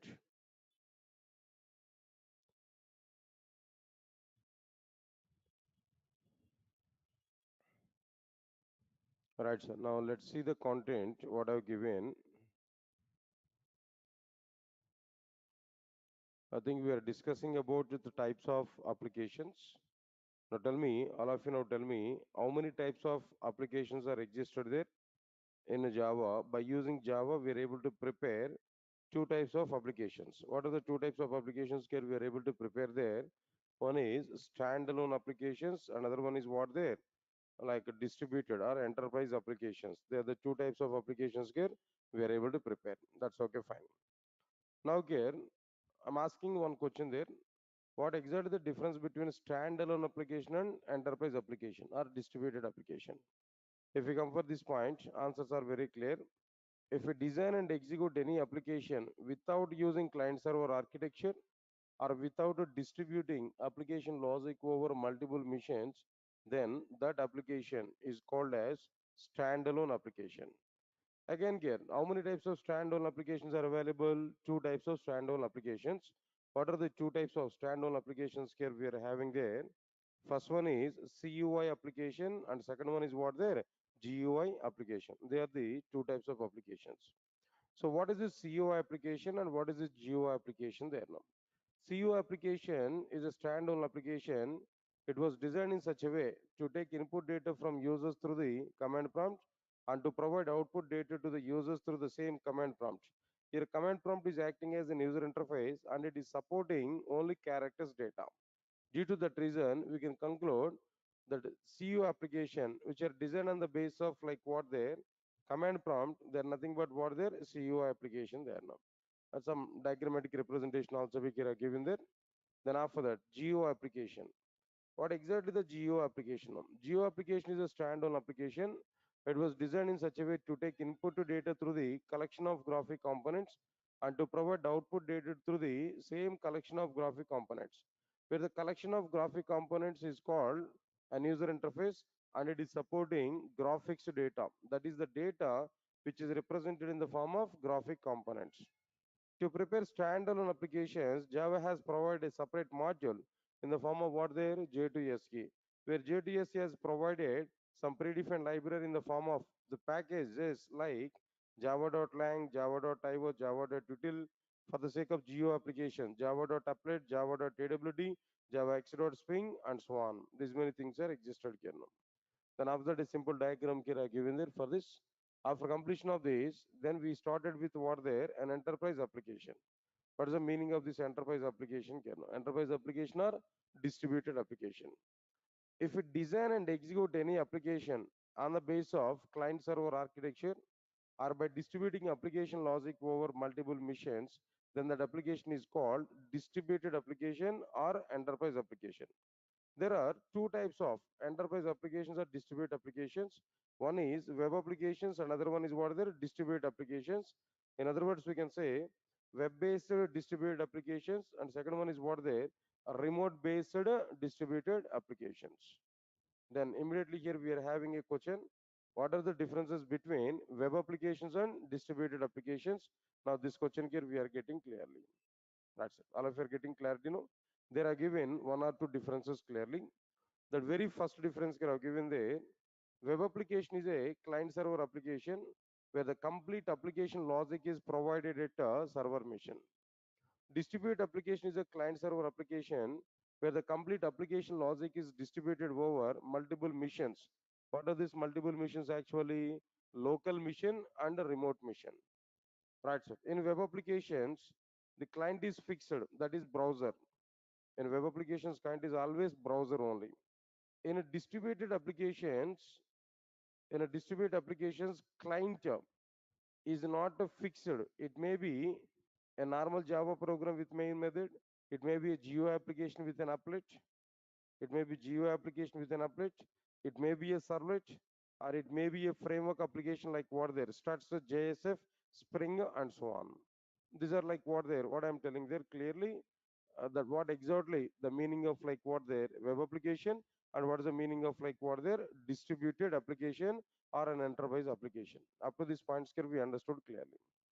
At the end, I will take an example where I will show what is the role of the web and what is the role of the distributed application in an enterprise application. Then I will take one example, through that I will explain to you then how web part and the distributed application part, business part, is existed in our enterprise applications clearly.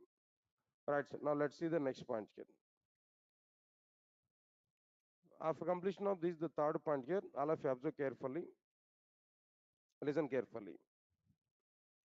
To prepare web applications, to prepare web applications, we have to use a set of technologies. We have to use a set of technologies called web technologies. What technologies can we have to use there? Web technologies. What are the various examples for these web technologies now? If we observe this clearly, HTML, then CSS, and so on. These are pages design totally. But with respect to Java, I'm talking there. To prepare these web applications, that means server-side web application, I'm talking there. For that purpose, here we are having some other technologies like what there, CGI, right? Common Gateway Interface is one of the technology. Next one is like what there, servlets. Next one is what there, JSPs. Next one is what there, PHP. Next one is what there, parallel, and so on and so on and so on. So many. All of you observe carefully, so many technologies are available to prepare web applications. Of course, out of all these things, only the two technologies are getting very much demand in outside. What are the two technologies there? That is servlets and JSPs. These two technologies are having very good demand in outside. But we need to understand clearly why servlets and JSPs are getting very good demand when compared with the other web technologies. Right, now similarly, now come for this point. To prepare distributed applications, to prepare distributed applications, we have to use a set of, we have to use a set of technologies, we have to use a set of technologies called distributed technologies. Called as what there? Distributed technologies. A set of technologies called as distributed technologies. What are the various examples for distributed technologies here? If you observe this, so many technologies are available. Even in a J2SE also, one or two small technologies are available which are of course outdated. What are the things here we have to understand? Socket programming. If you observe my core Java classes there, where I have given networking topic, socket programming, where two programs I am prepared, client program and server program. Then by running both the programs, we establish some communication between both the programming, both the programs. So that is like what the local mission, remote mission, local application and remote application. Local application is interacting with the remote application and remote application is interacting with the local application, where some socket programming we have seen. Not only that, In the extension of socket programming, I given another technology is like what there a remote method invocation RMI. A method is available at remote mission. That method we want to call from what their local mission. Local mission wants to access what their that remote methods which are available at a remote mission. So this is RMI that already we have seen that. Corba, common object request broker architecture or agent. Both are okay, fine. Common object request broker architecture agent. It's one type of distributed technologies. Next one after that EJBs, enterprise Java beans. Enterprise Java beans. It's like what there EJBs. This is another one. Apart from the CJBs, next one is like what there we can understand web services. Web services. This is another technology, another distributed technologies, the pure distributed technologies, and so on. If anything is remaining, then we can include that clearly. That's enough. These are the various technologies here we have to understand. To prepare web applications, we have to use a set of technologies like what are there, web technologies, CGI, servlets, JSPs, PHP, parallel, and so on. To prepare distributed applications, we have to use a set of technologies called distributed technologies. Like examples are like what there, socket programming, RMI, Corba, EJBs, web services, and so on. These are the technologies point of view we can understand about like what there, like distributed technologies and like what are their web technologies and web applications and distributed technologies. All right, so that's okay, fine. All of you observe carefully. One more point I'm telling to you.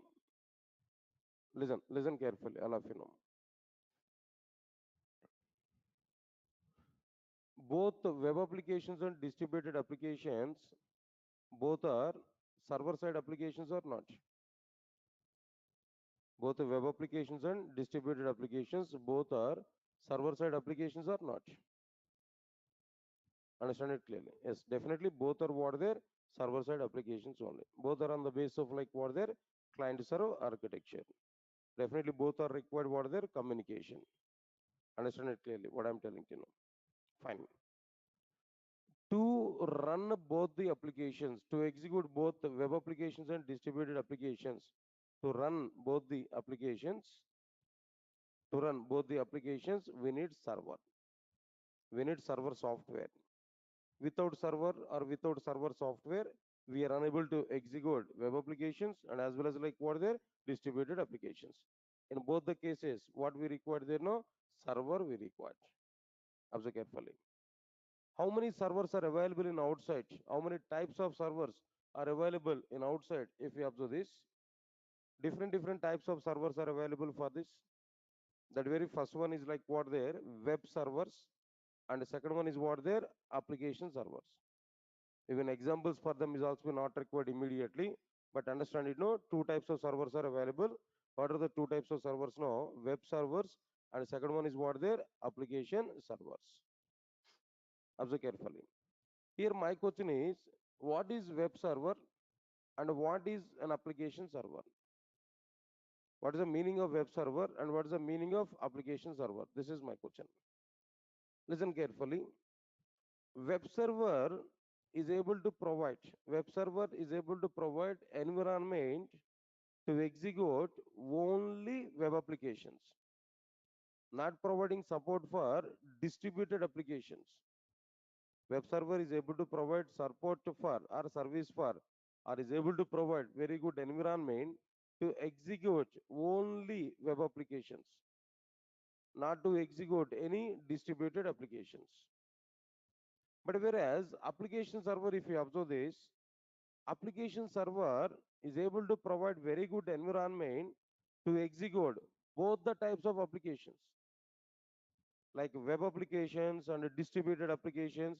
Any type of application here we can execute. All the types of applications we can run through what their like application server. But web server is able to provide environment for only what their web applications. Observe carefully what I'm telling you. Now here we don't require the comparison between web server and application server, but here we need the comparison between like web application and distributed application. If you observe this point clearly, web applications are executed by only web servers. Sorry, web applications are executed by both web servers and application servers. Guys, are able to follow my point or not? Web applications are executed by both web servers and application servers. Web applications are executed by both web servers and application servers. Why? Because application servers can execute both web applications and distributed applications. Web servers can execute only web applications. That's why given the point is like what there, web applications are executed by both web servers and application servers. But distributed applications, whereas distributed applications are executed by distributed applications are executed by only application servers. Distributed applications are executed by only what their application servers. Understand my point clearly? No? Still, if you are thinking about the example for this web server and application server, nowadays majority of the servers are application servers only. But still, if you want to take an example for web server, Tomcat 5.x version up to Tomcat 5.x version is like what their web server. Answer my point, then WebLogic or Glassfish. I think we already seen that WebLogic server, right, in JDBC, right? How to use that WebLogic server provided, JNDA provided data source. Already we have seen some examples over it. So WebLogic server, Glassfish server, Wildfly server or JBoss server, all these are related to what their application servers. All of you understand this clearly. All right, sir. Now this is one point. Next, I'm asking one more question to all of you guys. Now try to answer for it, everybody. All of you answer for my question now. Who's executing our Java applications? Come on, guys. Who's executing our Java applications? JVM. Without having second thought, we can say JVM is executing our Java applications. Am I right or not? Another question. My another question here. Inside the JVM, who's executing our Java programs? No. Come on, inside the JVM, who is running our Java programs? No, an interpreter. Who is executing? No, an interpreter. Interpreter is executing our Java applications. Clear or not? Right, 1 minute.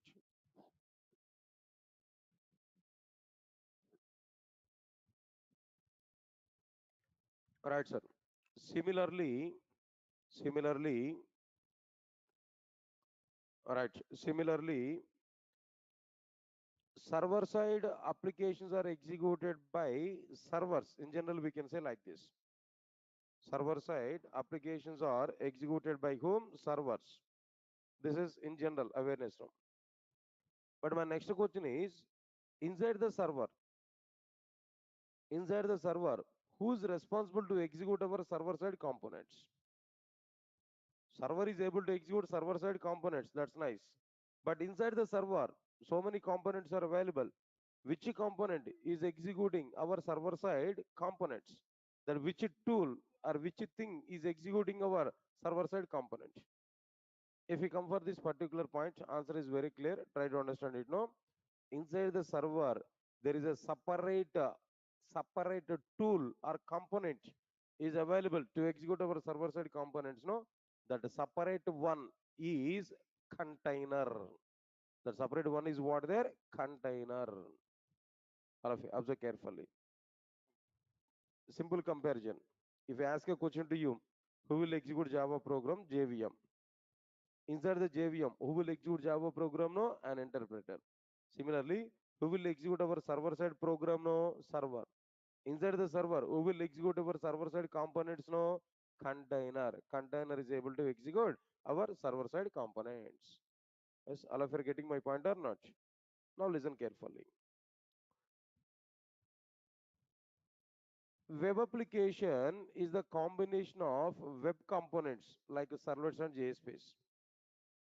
Am I right or not? Web application is the combination of the web components like servlets and JSPs. These web components are executed by a separate container. These web components are executed by a separate container, that is web container. That is what their web container. Again, depending on the type of the web component, again, so many containers are available. One is a servlet container to execute servlet components. Other one is a JSP container to execute JSP components, and so on. So many containers are available. CGI container, maybe depending on the technology, depending on the server side technology, what we have used to prepare components. No, a separate container was provided. One is a web container. Next one is what there? JSP container. That means web container in the sense servlet container, JSP container, and so on and so on and so on. So many containers are existed. Similarly, distributed application is the collection of Java beans and the collection of distributed components like EJB components. Distributed application is a collection of Java beans and the distributed components like what their EJB components, which are executed by a separate container. These distributed components are recognized and executed by a separate container. That is what their distributed container. An example for a distributed container is what their EJB container. An example for a distributed container is what their EJB container. So now my point is very much clear. When we compare the differences between web application and distributed application, your answer is very clear. Try to understand it. No, web application is the collection of web components. Web components. Here, web components are executed by the web containers like servlet containers, comma JSP container, and so on in web servers. In the servers, that's it. I'm telling to you, in the servers. It may be web server, or it may be like what the application server, whatever it may be, in the servers. All these are like what they're different containers inside what they're servers, inside the servers, that we have to understand now. Next one is after that. Distributed applications, distributed applications, distributed application is the collection of distributed distributed components like Java beans, comma EJB components, and so on. EJB components and so on. All right, sir. Where the distributed components are executed by the distributed containers like EJB container and so on. Right, sir. Understand my point? Web application is a collection of web components where web components are executed in the web containers like what are there? Servlet container, JSP container, and so on. Right, sir. By the web containers like what are there? Servlet container, JSP container, and so on in the servers. Distributed application is a collection of distributed components like Java beans, comma EJB components, no? Where the distributed components are executed by the distributed containers like what there? EJB containers in the servers. In the servers, the server should be what there? Application server only. The server should be like what there? Application server only. Everybody understand this point clearly. Next one is after that, after completion of this, web application and distributed application, their servers and containers related information here we provided here. Next one is after that, all of you observe carefully. Right, sir. There is a question. Web and distributed applications both are developed by Java only.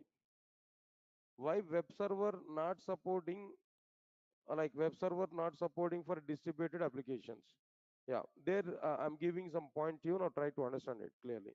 But if you want to answer for this question, we have to talk right from very starting point of the technologies. But anyway, in a simplified manner, I want to give conclusion for it. Now try to understand it now. Here the question is what there. Both web servers and application servers are designed by using Java only. Okay, or maybe web applications and distributed applications are designed by using Java only. But why web servers are not supporting distributed applications? This is a question, guys. All of you observe carefully. Right. In general, initially at a very startup stage of the technologies, at a very beginning stage of the application development, server side application development, there we have only web servers. There we have only what their web servers. Their intention is also be like what they not to provide any dynamic response. They have to provide only what their static response. What is the meaning of the static response now? Just like websites, 10 or 50 number of pages we have to provide. If I click on one hyperlink, I want to move from one page to another page. Up to that one I want to have. For because of that reason here, we are going to have like what there some servers. That's the meaning of initial intention of web servers. Understand my point here? But later on, as per the application requirements, we have to provide, or maybe developers have to provide some dynamic response in web applications also. As per the later on requirements, some dynamic response has to be provided in web applications also. That situation is coming. Not completely dynamic response, a little bit. As per the requirement, a little bit we have to generate some dynamic response. By this only, the technologies like servlets and JSPs, these kind of things are provided. Understand my point here? So later on, by introducing these servlets and JSPs, no, later on, some web servers are converted into to execute servlets and JSPs to generate little bit dynamic response, not only static response. Along with the static response, little bit dynamic response is going to be provided. In that way, the web servers are converted to provide little bit dynamic response. Understand my point here? This is a story. But initially, at starting point of the applications, no, application servers are available. They're purely for the sake of what their dynamic response. They're purely for the sake of what their dynamic response can. The complete dynamic response can. Especially like distributed technologies like EJBC is available. It's purely server-side programming, then distributed local machine or remote machine kind of requirement is coming there. They're purely for the sake of what their dynamic response. But later on, web applications are also be generating a little bit dynamic response. No, so web servers are turned to generate little bit dynamic response. This is initial intention of the web servers and application servers. Observe carefully. Right, sir. Later on, what I'm telling there, after that, another point is what there. Web servers are providing little bit dynamic response and more concentration is on what their static response. Distributed application servers are totally for the sake of what their dynamic response and especially EJB's applications. Right. Now here the point is what there. Distributed applications require some middleware services. Distributed applications are required what there? Some middleware services like a security service maybe, transaction service maybe, connection pooling service maybe, exception handling services maybe, like this JCA, Java Connector Architecture maybe, like a JNDA service maybe. So many middleware services are required inside like what the distributed application. But these many middleware services are not required in what their web applications. These many middleware services are not required in what their web applications, but full of middleware services are required in what their distributed applications. As per the concentration of the web applications and its a lesser dynamic response, web servers are prepared now. So they are not giving much support for all the middleware services. They're able to give like middleware services support up to one or two services now. But the distributed applications are required full of middleware services no. So application servers are mainly for distributed applications no. So application servers are giving that full stack of the middleware services support. Understand my point here? So because of that reason, web servers are not sufficient to execute distributed applications, but whereas application servers are sufficient, are supporting, are giving that full environment for executing what their distributed applications. The simple conclusion, forever question in a single line, if you want to conclude, no, only one point I'm telling there. Web applications doesn't require middleware services completely, but whereas distributed applications required middleware services completely. So to run web applications, web servers are sufficient. Web servers are providing web environment, but not complete stack of the middleware services. But whereas distributed applications require complete stack of the middleware services, where application servers are providing the complete stack of the middleware services. Because of that reason, to execute web applications, web servers and both application servers are utilized, but to execute distributed applications, only application servers are utilized, web servers are not sufficient. Their capabilities are not sufficient. Yes, sir. All of you are getting my point or not? So because of that reason, web applications are executed in both the servers, but distributed applications are executed in only application servers. Please remember this point clearly. Right, sir. Nice, guys. Now let's move on to the next point here. Yeah, the same point. The sixth point almost all related to the same point. Now try to understand it clearly. Web applications, web applications are mainly for static response and a little bit dynamic response from servers. A little bit dynamic response from servers. Understand, guys, what I'm telling to you, know, a little bit dynamic response from servers. That means it's more focus is on what there, static response and a bit dynamic response. That is up to servers and JSPs only. Observe carefully. But now understand this clearly about this distributed applications I'm telling there. Distributed applications are having main concentration on the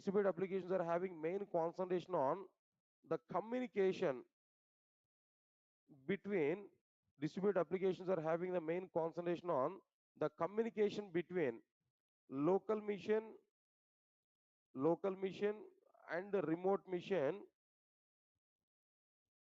in order to consume remote services from local mission in order to consume remote services from local mission. More concentration is going on what there, on the communication between, on what their communication between local mission and remote mission in order to access a remote mission application, remote service. The remote service is available at what there, some other mission there clearly. Understand my point here now? So now understand clearly. Web applications are mainly for what their static response and a little bit dynamic response on server. But the distributed applications are mainly for what they, how to establish communication between local mission and remote mission, and how to access that remote service, how to consume remote service which are available at what there now remote missions can know. This is what exactly the meaning of like what there, the differences between web applications and distributed applications. But so like this, so many differences are available. But at present, these differences are sufficient to understand our requirement to go for web applications. That basic awareness is sufficient here, clearly. No? Right, yes. Then again, I'm asking, do you know, try to answer for it? What exactly the differences between web applications and distributed applications? They may be at a fresher level, interviewer may ask this question to you. There we have to give right answer for it. Now understand this clearly. The very first difference is what I'm telling to you. Web application is a client server application where the complete application logic is provided at a server machine. Whereas distributed application is a client server application where the complete application logic is distributed over multiple missions that are local mission and remote mission. Next one is what there. In web applications, client is fixed, that is browser. In distributed applications, client is not a fixed. It may be a normal core Java program with main method. It may be a geo application with an applet, or it may be a servlet, or it may be a framework applications like what there, Structure, JSF, Spring, and so on.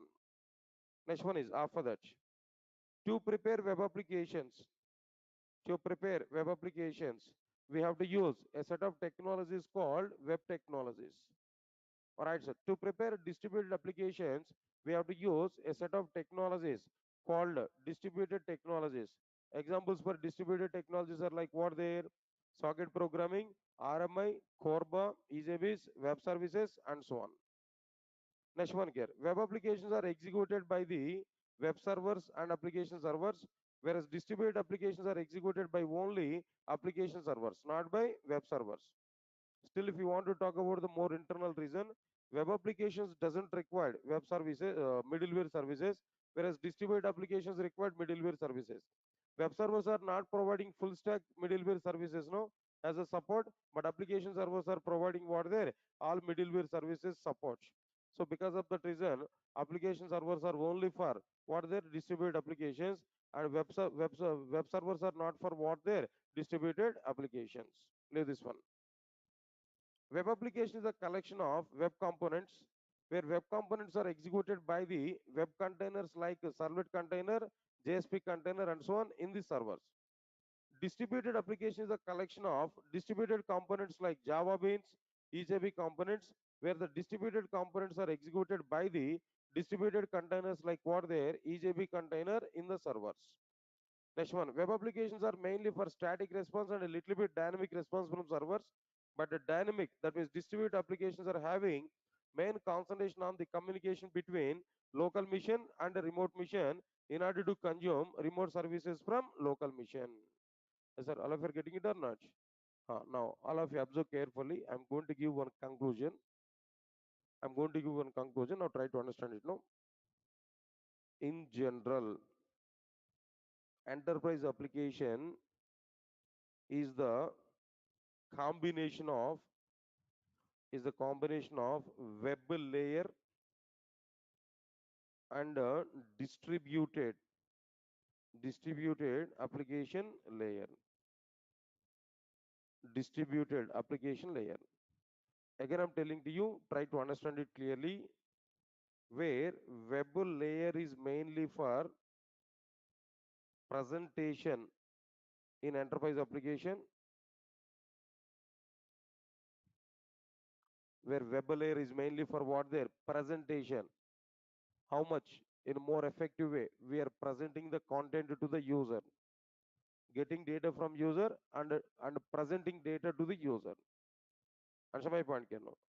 And distributed distributed application layer is mainly for business logic. Is mainly for what their business logic. Mainly for what their business logic. That's it. This is that another point here I'm telling to you clearly in what their enterprise application. In other words, I'm telling to you enterprise application enterprise application is equal to web plus distributed web application and distributed web plus distributed, both web layer and what next one distributed layer plus a distributed layer. You can understand it, both the combination is nothing but what there an enterprise application. Sir, all of you are getting clarity or not? Now let's come for one simple example. All of you, I want to take one simple example through that I'll explain to you. By that you can understand what is the role of web and what is the role of the distributed now. Right?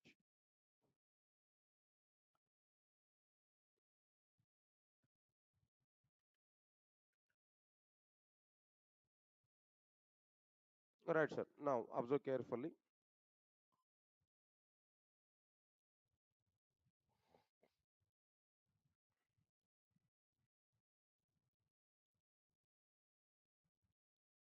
For example, Durga Soft wants to allow the students to register courses through online. Of course, online classes are available and offline classes are available. Both are existed now. But if you want to register for the courses, Durgasoft is allowing some online courses registration. That portal is provided by Durgasoft, for example. Okay. So how it is possible there? Durgasoft.com website is available. Through the Durgasoft.com only, now this total transactions maybe, that courses registration maybe, everything is going to be happen. Got my point or not? But how it is going to be performed, how it is going to be provided there now. Let's see this part here. First of all, here we are having durgasoft.com. This is like what I'm telling there, a website, durgasoft.com website.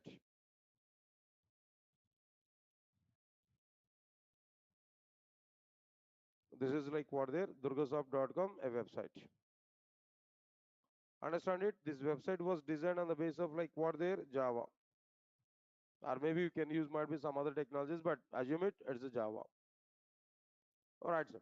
Now inside this, then what we are having there, registration form is available. Course registration form is available that is opened by user in our system, in our browser, www.durgasoft.com. When we type no, Durgasoft homepage will come where course registration link. If we click there, it is asking which course you want to register.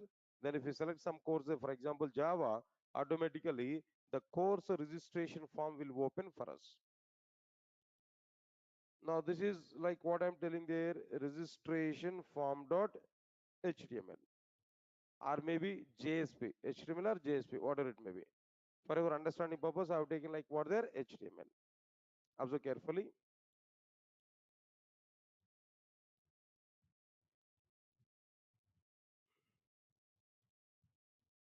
Right, sir. As simple as I want to provide some simple fields. No, try to understand this. First of all, name of the student. That's enough. Next one is like what there, course.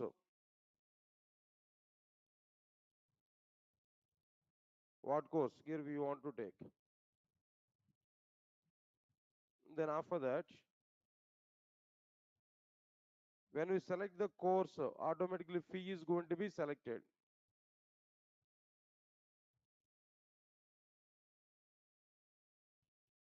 Then after that, next one is credit code details, credit code number, or we can go for like what there, UPI payment and UPI ID. Anything, whatever you want to use it, that payment option is available there. But for example, if you want to go for like what their credit code number.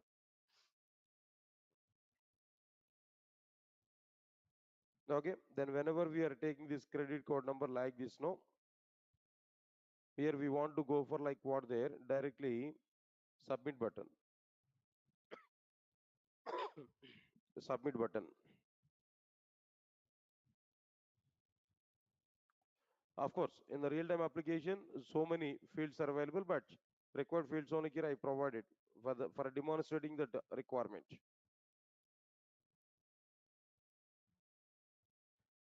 All right, guys. Now tell me, all of you know, why we are taking this credit code number, for the sake of transaction or not? For the sake of transaction or not? For the sake of course of fee or not? Okay. Now this is registration form dot html. All right, sir. Now here what we are going to do there, I'll provide some data here. First of all, name here we want to provide there. Something else like what there, Durga. Course name is like what there, say for example Java. Then course fee is like what they say, for example 30,000. Full stack Java, for example, here they provided. So now get 30,000, for example. Next one is credit code number, that user might be providing something else, ABC 123. Some credit code numbers, maybe some expiry date and all required details might be taken care. Okay. Then after that, click on what button here, no, submit button. Click on what button here, no, submit button. All of you observe carefully. When we click on the submit button, automatically a request will come to the durgasoft.com. Request is coming to what there, durgasoft.com, along with the user provided data. Along with that request, that user provided data will come to durgasoft.com. Now here what durgasoft.com is able to do, what is the job of the durgasoft.com? It has to take the data, then it has to complete course registration process. Then finally it has to give some acknowledgement. What is that acknowledgement there? Then at the end, it has to provide some information to the user. What is that information there? No, let's observe this clearly. That information should be, all right, Hello Durga, your course registration was done successfully.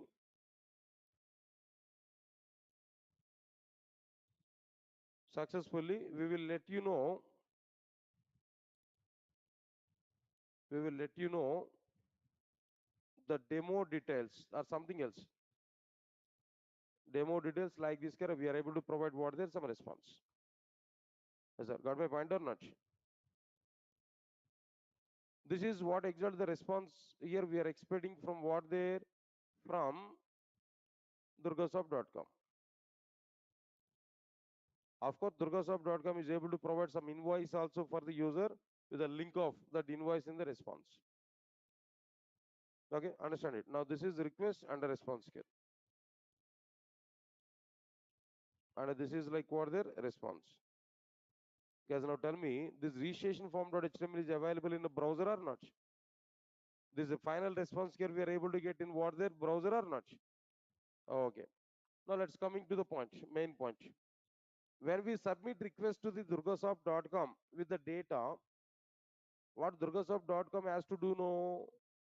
Durgasoft.com has to get the data from the form and it has its own database there and it has its own database. Okay. It has to store the data. But before storing the data into durgasoft.com, Durgasoft website now, before storing data in the Durgasoft database, first durgasoft.com has to perform the transaction of the user or not on the basis of the credit number, on the basis of credit code number. It has to perform some transaction or not. Understand this clearly. But Durgasoft doesn't have any bank services now. Durgasoft is not having its own bank service. Moreover, it is not bank related thing. It's a training institute. So it must take some banking services or not. It must have some bank services there. Right, sir. Who has provided these bank services? No. Right. Definitely number of bank services providers are available. Best example, ICICI, Axis Bank, HDFC. Anything here we can get the service now. Get my point or not? So when this request is coming to Durgasoft is getting the required data. With that required data, it is trying to get bank services from some bank provider. We can understand this is clearly like what there, ICICI for example. ICICI.com. This is also like what there, www.icici.com. Like this here we are getting there. So now it is also be having its own database. It is also be having like what there, its own database. It able to perform some transaction on the basis of the credit code number.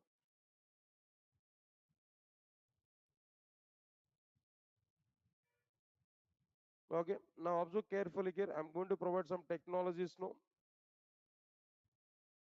This is like what there, a servlet. Here we can provide no, a servlet or maybe a JSP or maybe a Java bean or maybe any component. Java related component is existed here.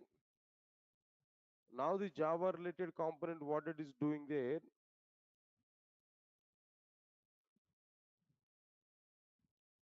again here at this ICICI Bank, ICICI.com, maybe think of it at present it is a Java against Java application. It may be a Java application, but maybe any other application also. Not exactly the meaning of what there, Java application. It may be any other one, but there also be some lines of code is available to perform the bank transaction. Transaction application is available here. It able to perform some bank transaction here. Now, all of you observe carefully. When request is coming from the registration form.html, what servlet will do now? Servlet will get the required data. Now, servlet must perform some bank service, must execute some bank service.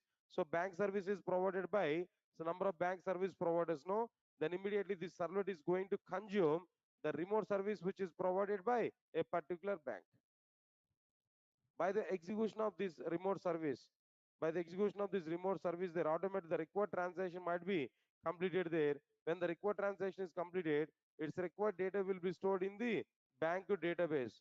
about the transactions history, it able to provide in the bank database. Then after that, that bank application is giving some response back to like what they some response back to the like a servlet. Servlet is what there in durgasoft.com.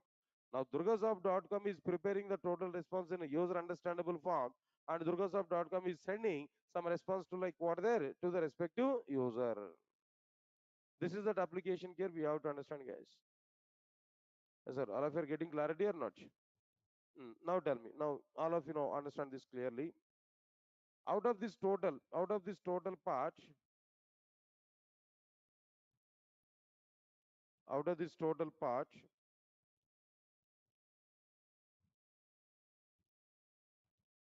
this part is nothing but web part. This part is exactly like what there web layer. Forget my point. This part is exactly what there web layer. Now understand this clearly. Another part here I'm telling to you.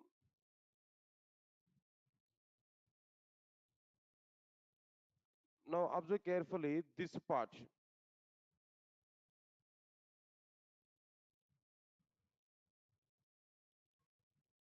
This part is exactly like what there distributed layer, web layer and a distributed layer, business layer. Now understand this clearly. This servlet or maybe with the help of some other component, it can consume remote service or not. Now get this servlet is a Java program, and this ICIC application is also be like what there Java program. Your local mission, remote mission. Local mission contains Java program. Remote mission also contains what there Java program. Local mission could be executed by a JVM. Remote mission application could also be executed by JVM kernel. This is like what their distributed layer. But if you observe this layer here, if you observe this part here, what happened there? This is a browser. Client is what their browser that is fixed. Then here server side application is what their servlet now. It able to take the data from user and it able to generate the it able to send the generated response to like what there to the respective user. Or if I get my point on it, it able to get data from user and it able to send some response in an attractive manner, some response in a very good look and feel to the respective user. So now here this is server side program and this is like what their normal HTML pages there, like what their user interface. So this combination is nothing but what their web application, web layer. This is web layer. This is what their distributed layer in our enterprise applications. In that way, we are going to prepare this. But what we are doing as part of this learning, no, as part of learning, we are preparing this web layer. We are understanding web layer separately. After that, we are understanding distributed layer separately. But when we complete all the technologies there in our content, we are able to utilize like what there, both the concepts in an enterprise application development. Okay, fine. Now let's observe carefully.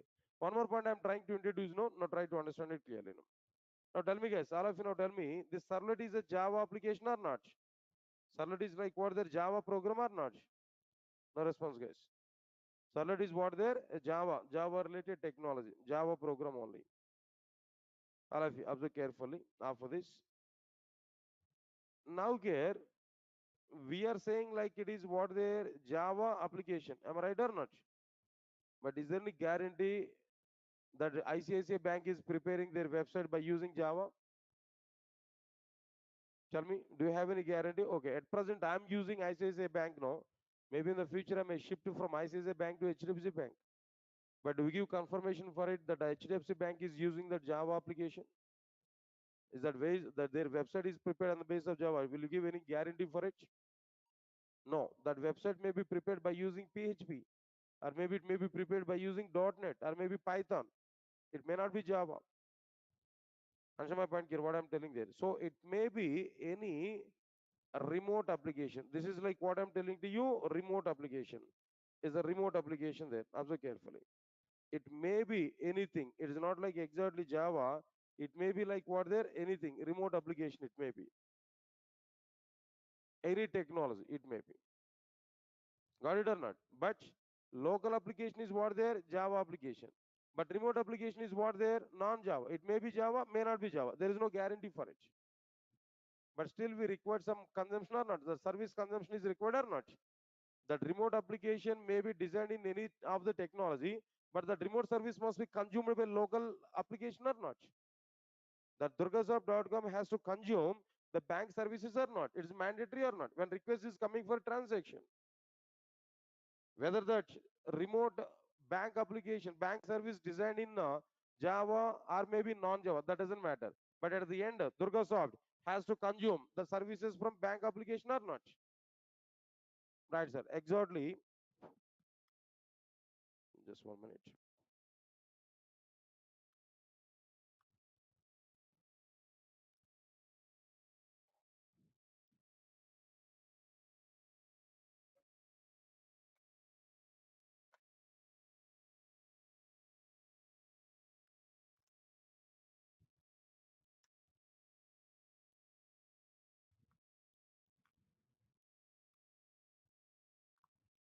Right, sir.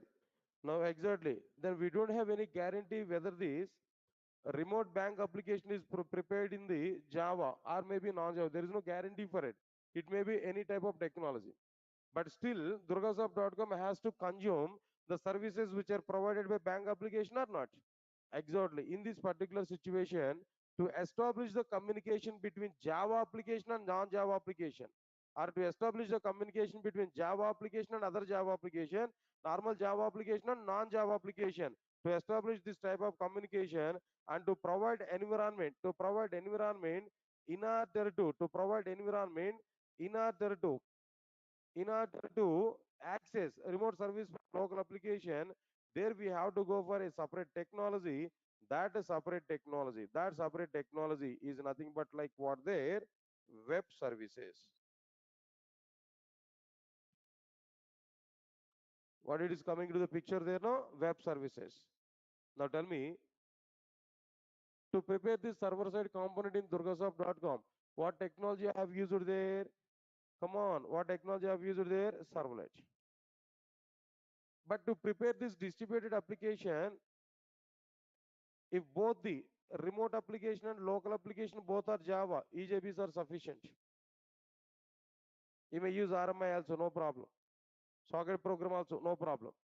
But if your applications are in two different technology standards, not in the same technology, in two different technology standards now, there we have to provide communication, there we have to access remote service from local machine, there we are going to use like what there, a separate technology, that is like what there, web services. That web services here we are able to use in order to in order to expose the remote service and in order to access the remote service from what there, our Java based local application. Now tell me, web services I've used in which layer there? Distributed layer. Servlets I've used in which layer there? Web layer. Of course, the servlet is acting as a client for what there? Remote service in distributed application. I said the same point there. In a distributed applications, client is not fixed. In a distributed applications, client is not fixed. It may be a normal Java program, or it may be what there? A servlet, or it may be an applet. Maybe I'm not in this total design part here. I may go for some other normal Java program.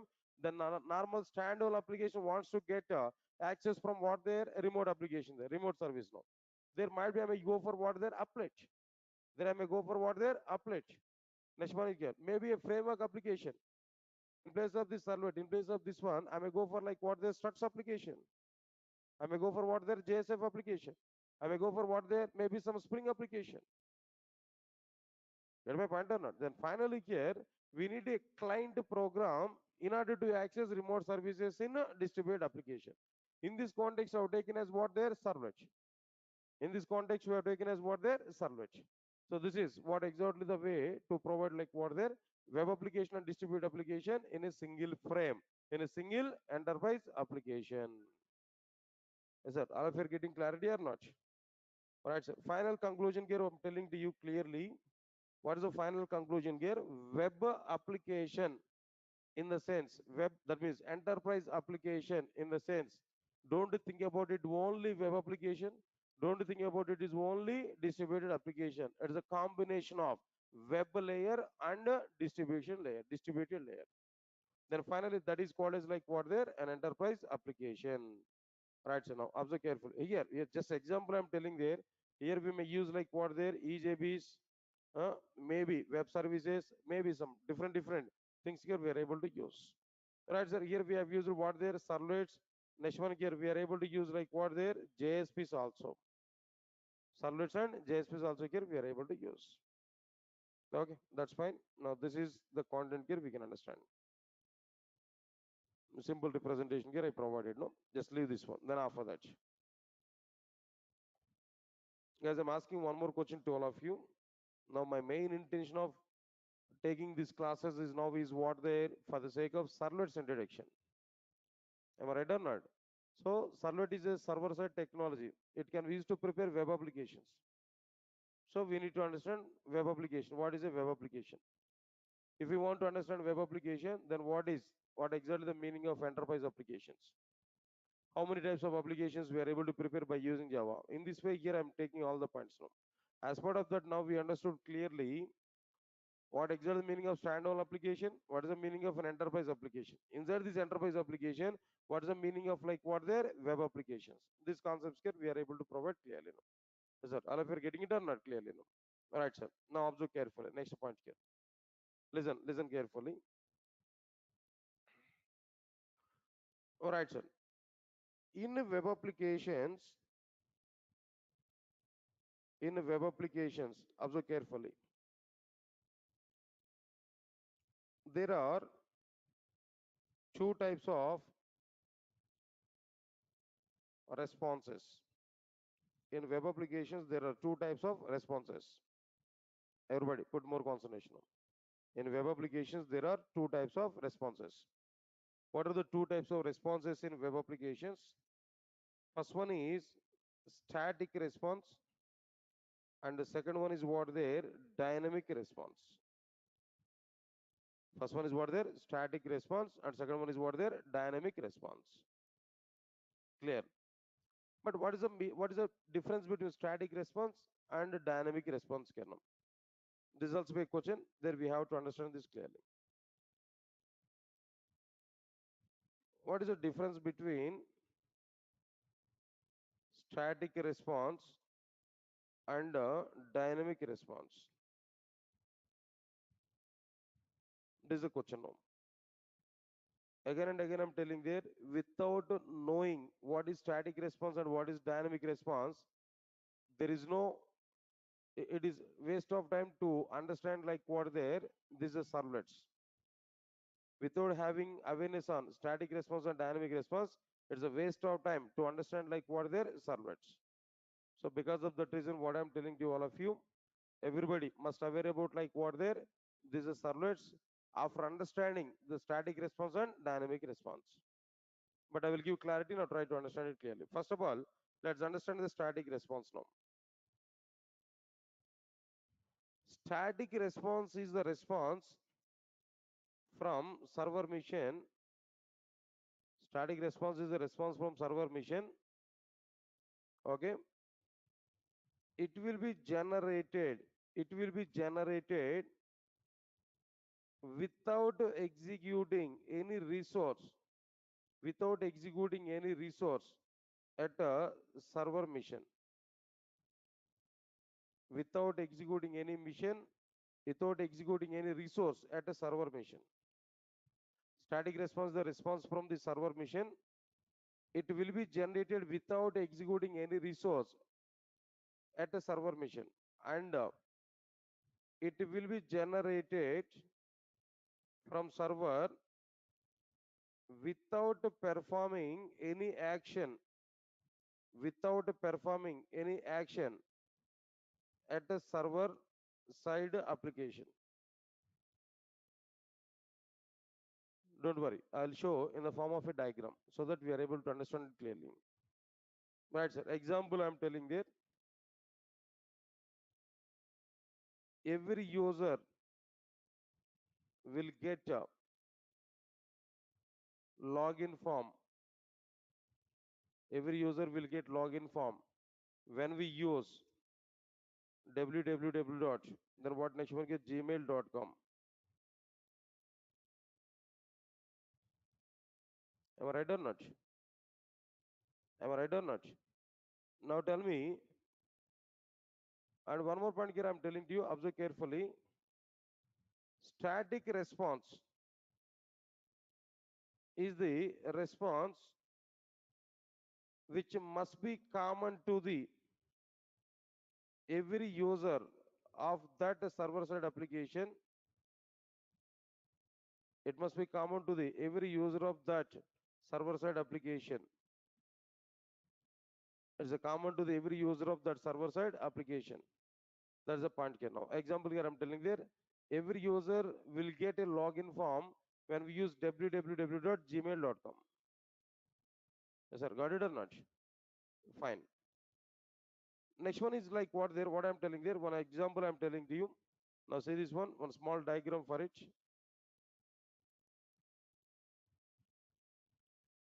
One very simple diagram. Guys, before that, all of you are following these points now.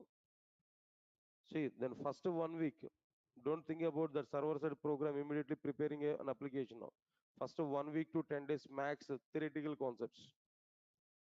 Why? Because still I'm talking about what part here now. I said to you number of times. Servlets in the sense web application development. Now before web application development, I'm talking there. Understand clearly now. So in web application, two types of responses here we are able to get static response and dynamic response. So servlets are mainly for dynamic response. So if you want to understand servlets and their execution and their response now, first we have to understand the difference between static and dynamic response now. So because of that reason, what I'm telling to you, first 1 week of time totally, 1 week to 10 days of time, completely theoretical classes. Why? Because we need to understand everything about these web applications. Then after that only we will start what they're programming. But without knowing all these things, if you're trying to start programming part here, of course you may prepare the program, but you may not have knowledge over that program. And of course, by seeing the might be that components how we prepared there, by seeing that we are able to prepare the program. But if you ask a question to you, what's going to be happen internally, you are unable to respond for it. So because of that reason, first of all, I'm giving the total platform to understand these server-side technologies. After that only, we are going to start with what there, the programming part here. So max first 1 week of time, then this Monday to maybe next, maybe this Sunday, Saturday and Sunday, we are having sessions max. I'll give the schedule maybe tomorrow, day of tomorrow, will confirm it. At what time, then what exactly the content I'm going to be covered there. So I'm going to take some sessions here maximum, depending on my schedule. So definitely I'm planning for it now. There I will give clarity what I'm going to discuss there now. After that, after this 1 week of time, maybe possibilities are available to prepare first program like welcome message now. But up to the time, we have to understand the concepts in this way only. Okay, now try to understand it. Say for example, I have a server side program. This is my server side application. So many components are available inside this server side application. But here, one of the component is like what there, welcome page or maybe login page. Login page is existed here now. Simple login form dot html or JSP, whatever it may be. Whenever I'm saying it is a server side application, server side application says something else like what the login app, some application name here I'm taking there, login app, or maybe we can take anything here. Say for example, student app, or maybe something else here I'm taking there, something else. Some application I've taken there where login form.html is available. All right, so now here we are having like what there, a server. Assume it, server in the sense internally container. Server, assume it now server is existed here.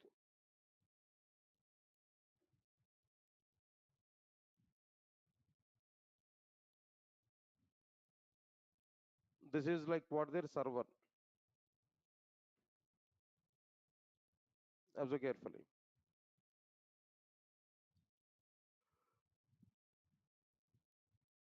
Right, sir. Then after that, after the server, then what next one here?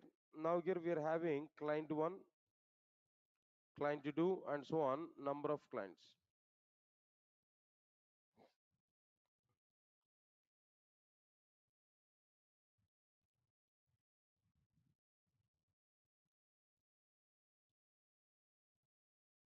And so on, client n,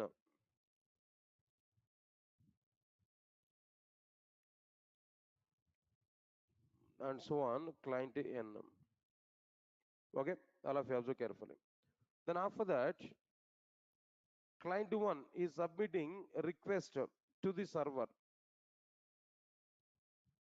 Client 1 is submitting request to the server. What is that request actually?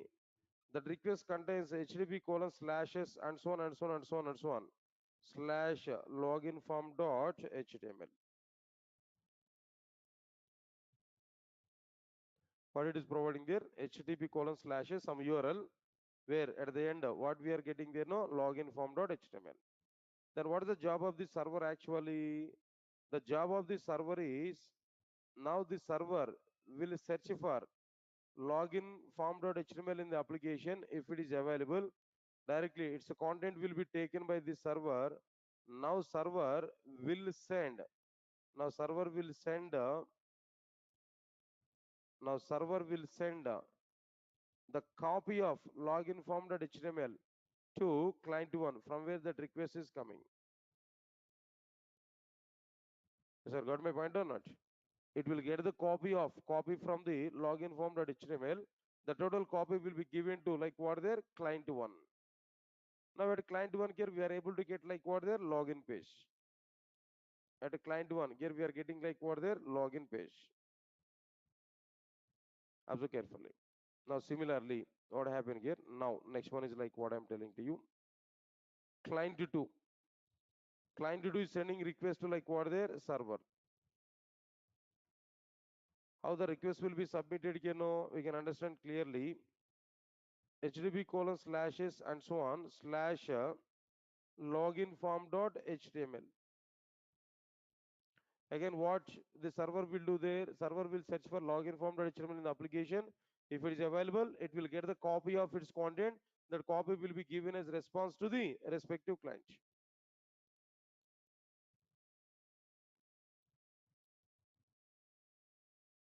There you are getting like what there, login form or login page. Now similarly, what happened there? Next one after that.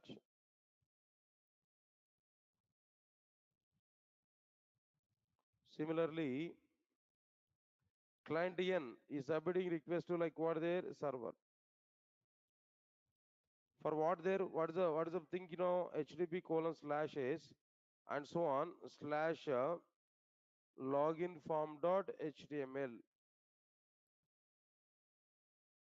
Right, sir. Then immediately the server will search for login form dot HTML and get the content of it, and the total login form dot HTML content will be given back to like what there, to the client N. Tell me guys, all of you, I'm asking one question there. How many requests are coming to the server now? N number of requests are coming. In all n number of requests now, for all n number of requests now, response is same or response is different? Response is same response or response is different? Same response only. That means same response, common response for every user. Am I right or not? Common response here we are getting. Common response you are getting for every user. So now tell me, the response is static or dynamic? Response is what there? Static response or dynamic response? Static response only. The response is what there, static. Now, what server is doing at server mission? No, not executing any particular resource, just getting the copy of the login form.html. That copy will be given back as response to the respective client.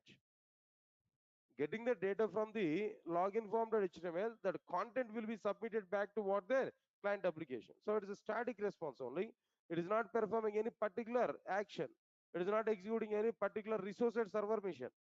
No program is executed server mission. Just only copy the scan the content of the login form.html. The content will be given back to the respective client as a response kernel. So no action is performed at server side. Without performing any action at server side, we are getting some response. So this response is called as what their static response. Guys, this response is called as what their static response. This is okay, fine. But what is the meaning of this dynamic response actually? What is the meaning of this dynamic response? You know, answer is very clear. All right, sir. Dynamic response is the response from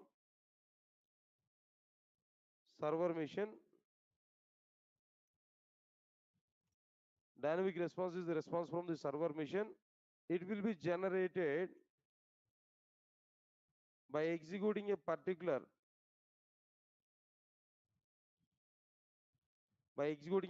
resource by executing a particular resource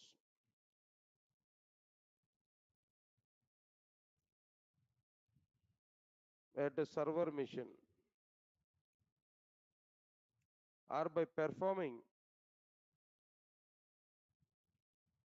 an action at server machine, or by performing an action at what their server machine. Okay, right, sir. Now this is a clear cut information here. We can understand now about the static response and dynamic response here. No, but dynamic response diagram here I have to provide. Now try to understand this diagram here.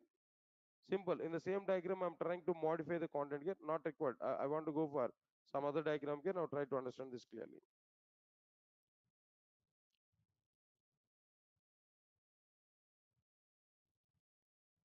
Now here, I want to take like what there, a server-side application, where inside this server-side application, I'm going to prepare like what there, some servlet. What servlet here I'm going to provide there? Add servlet. Add servlet is provided here. Now here, what it is doing there, here we are able to have like what there, like an application server or web server, whatever it may be.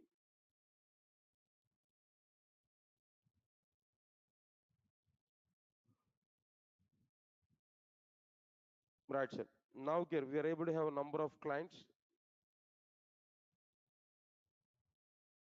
Number of clients are existed here. This is one client, second class, and so on, a number of clients. Now observe carefully. Now client one is submitting request to this particular one.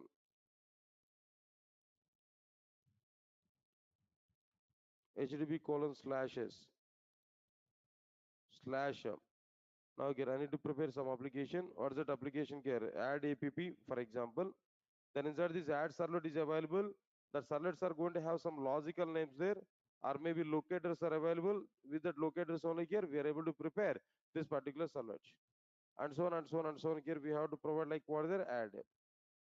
Now here FVAL is equal to 100, SVAL is equal to 200. The data here we provided input data.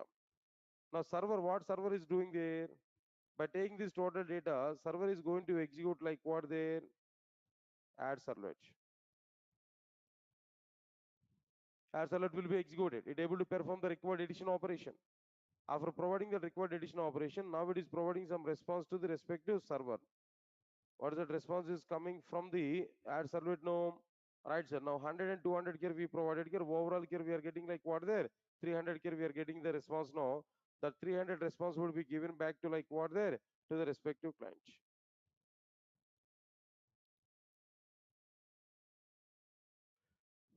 Response we are getting like what there? 300 now. Similarly here what we are providing there? Now here we are providing like what there? We are submitting another request from what there? Second client. Now here what happened there? Now it would be like what the HTTP colon slashes and so on and so on slash add. Then where FVAL is equal to 200. Then what next one here? SVAL is equal to 300. Right, sir. Now it able to perform like what the addition operation. This time it is providing like what value can know. Right, sir. Now 200 plus 500. Now the value is like what there 500. Now this time response will be generated from server machine. Now response will come there. The response would be like what there. What is the value here we are able to get there? A response value is like what there 5000 here we are getting. Yes, sir. Got it or not? Now all of you observe carefully. Similarly, another one.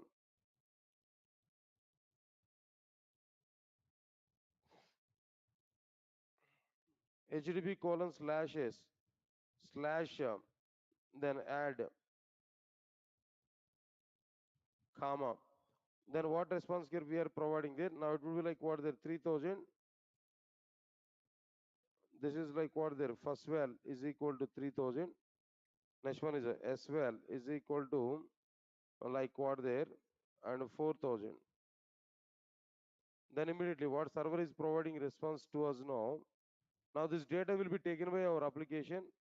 Application is able to perform additional operation over 3000 and 7000. Now here it able to generate like what there. Response is like what there 7000. Now tell me guys, I'm asking one question there. Server side application I prepared now. For all the users, what response here we are getting the same response or different response? Same response or different response? Different response. More clearly, for every request, this add servlet program is executed or not? For every request, add servlet program is executed or not? That means by performing an action, by executing some resource at server machine, we generated some dynamic response. We generated some response back to the client.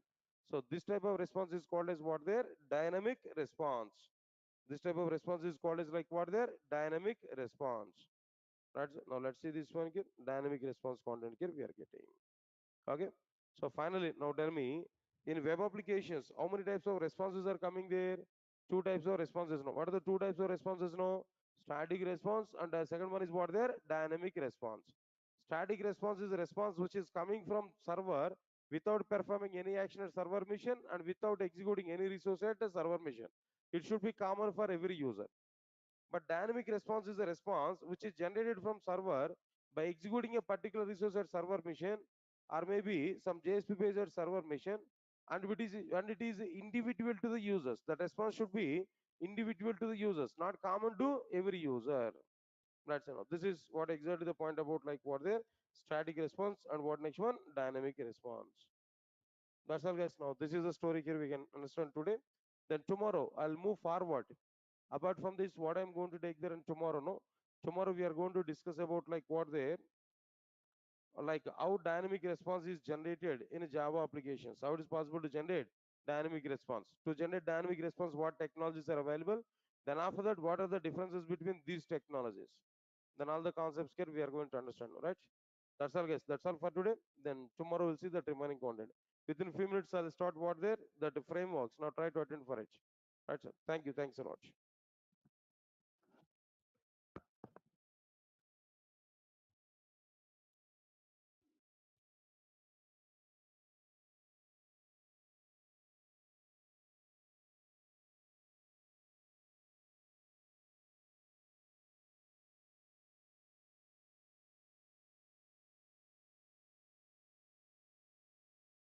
Guys, please confirm to me. All of you are getting my voice on screen. Those are attending in online.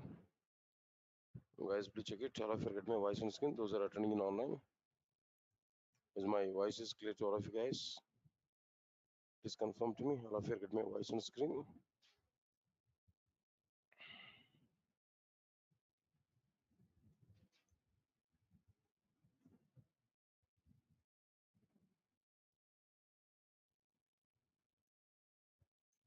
Yeah.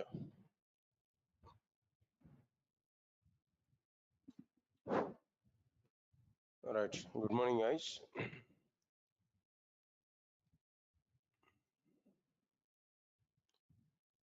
And check it what we completed in the last session.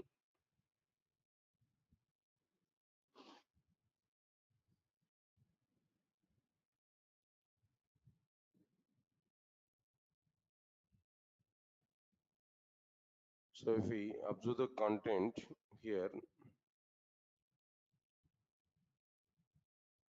so in the last session we completed differences between web applications and distributed applications. Then after that, what exactly the differences between like a static response and a dynamic response, this content here we understand clearly. Right, sir. Now let's see this. What we understand actually in web applications, there are two types of responses. What are the two types of responses in web applications there? One is static response and the second one is what there? Dynamic response. Here immediately we are getting a question. What is the difference between static response and dynamic response? Static response is a response from server machine. It will be generated without executing any resource at server machine, and it will be generated from server without performing any action at the server side application.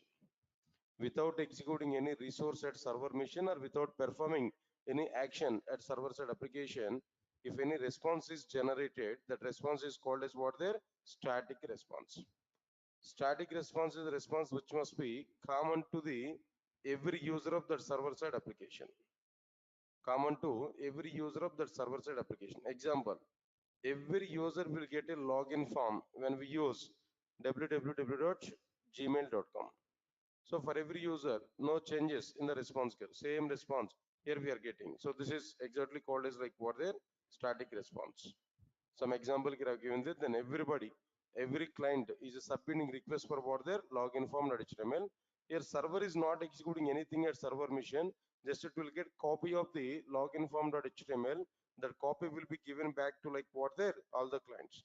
Client 1, client 2, and so on and so on and so on, like what their client n. Observe carefully. Dynamic response is the response from server mission. It will be generated by executing a particular resource at a server mission or by performing an action at server mission. Now here we are giving some diagram. Alright sir, this is might be what their server side application, web application you can think of it. Okay, inside this web application there is a servlet. What is a servlet actually? Add servlet is available. Its name is, that means locator name or maybe URL pattern is what their add is a some logical name here we have taken. All right, now all these are like what their clients. Client 1 is a submitting request to the server for the add, but where the input data is what their FL and SL, both the values we provided there. Now the server is executing add servlet. By the execution of this add servlet, automatically here it is performing. Might be to execute this add servlet, a thread will be created. The thread is executing this add servlet code. By the execution of this add servlet code, by the execution of this particular servlet, internally some calculation will be performed. Addition operation will be performed. The 10, 100 and 200 will be added. Then finally 300 is the result. The 300 result we are getting to like what there? To the computer. Understand it clearly. So next one, client 2 is submitting request with the FL and SL 200 and 300 now. Now here what happened there now? Now add servlet, that server will execute that add servlet by taking the input data is what there 200 and 300. Add servlet is performing the addition operation. Then it is providing some response to like what there to the respective client here. That is like what there 500 is a response now. Similarly, third client here.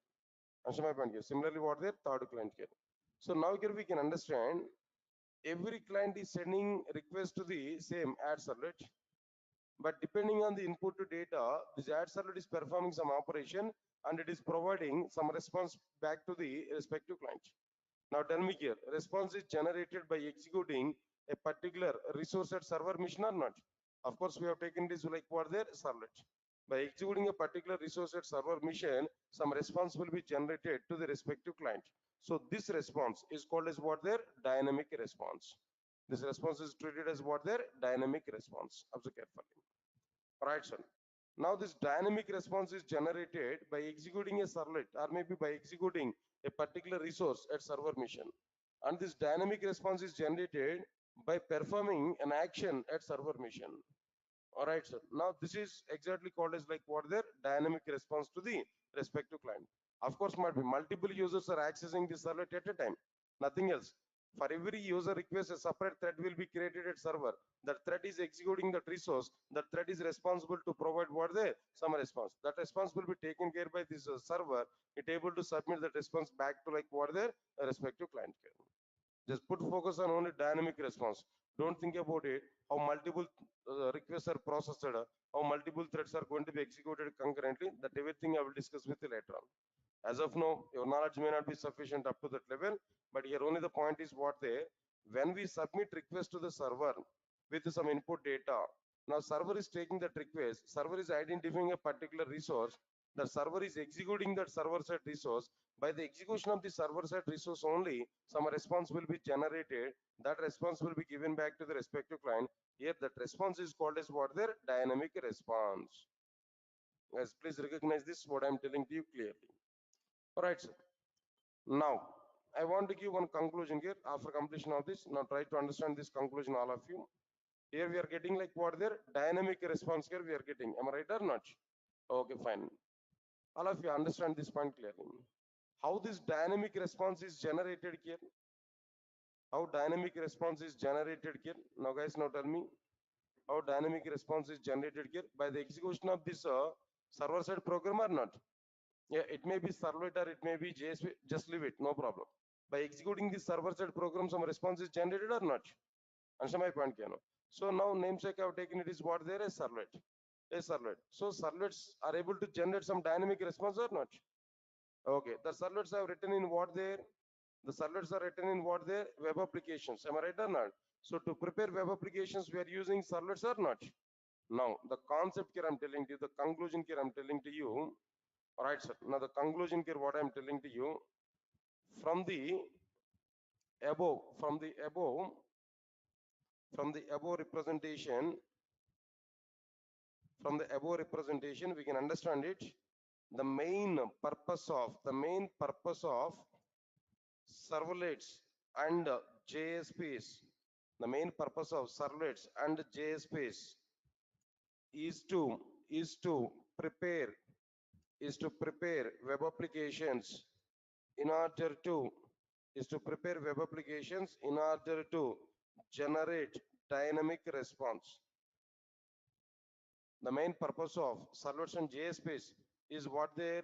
The main purpose of servlets and JSPs is to prepare web applications in order to generate what response, guys? Now tell me, dynamic response.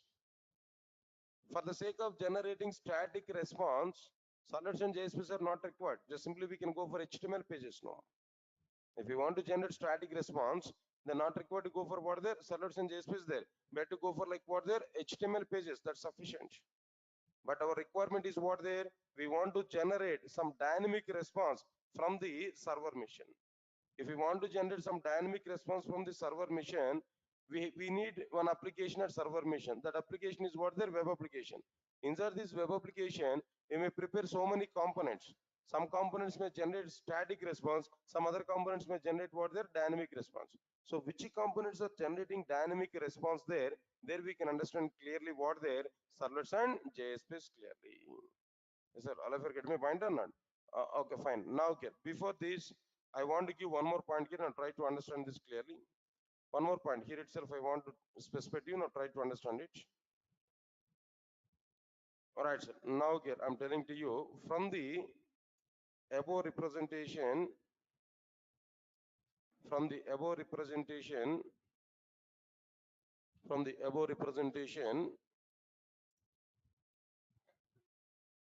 All right, sir. From the above representation, to generate dynamic response, we have to use an application at server machine, that is web application.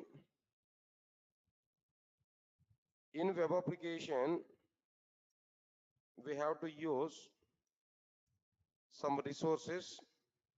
We have to use what there? Some resources. In web applications, we have to use some resources. They are web resources. They're web resources like what are these web resources? No, CGI. Then what next one here? No, servlets. And what next one here? JSPs as of now.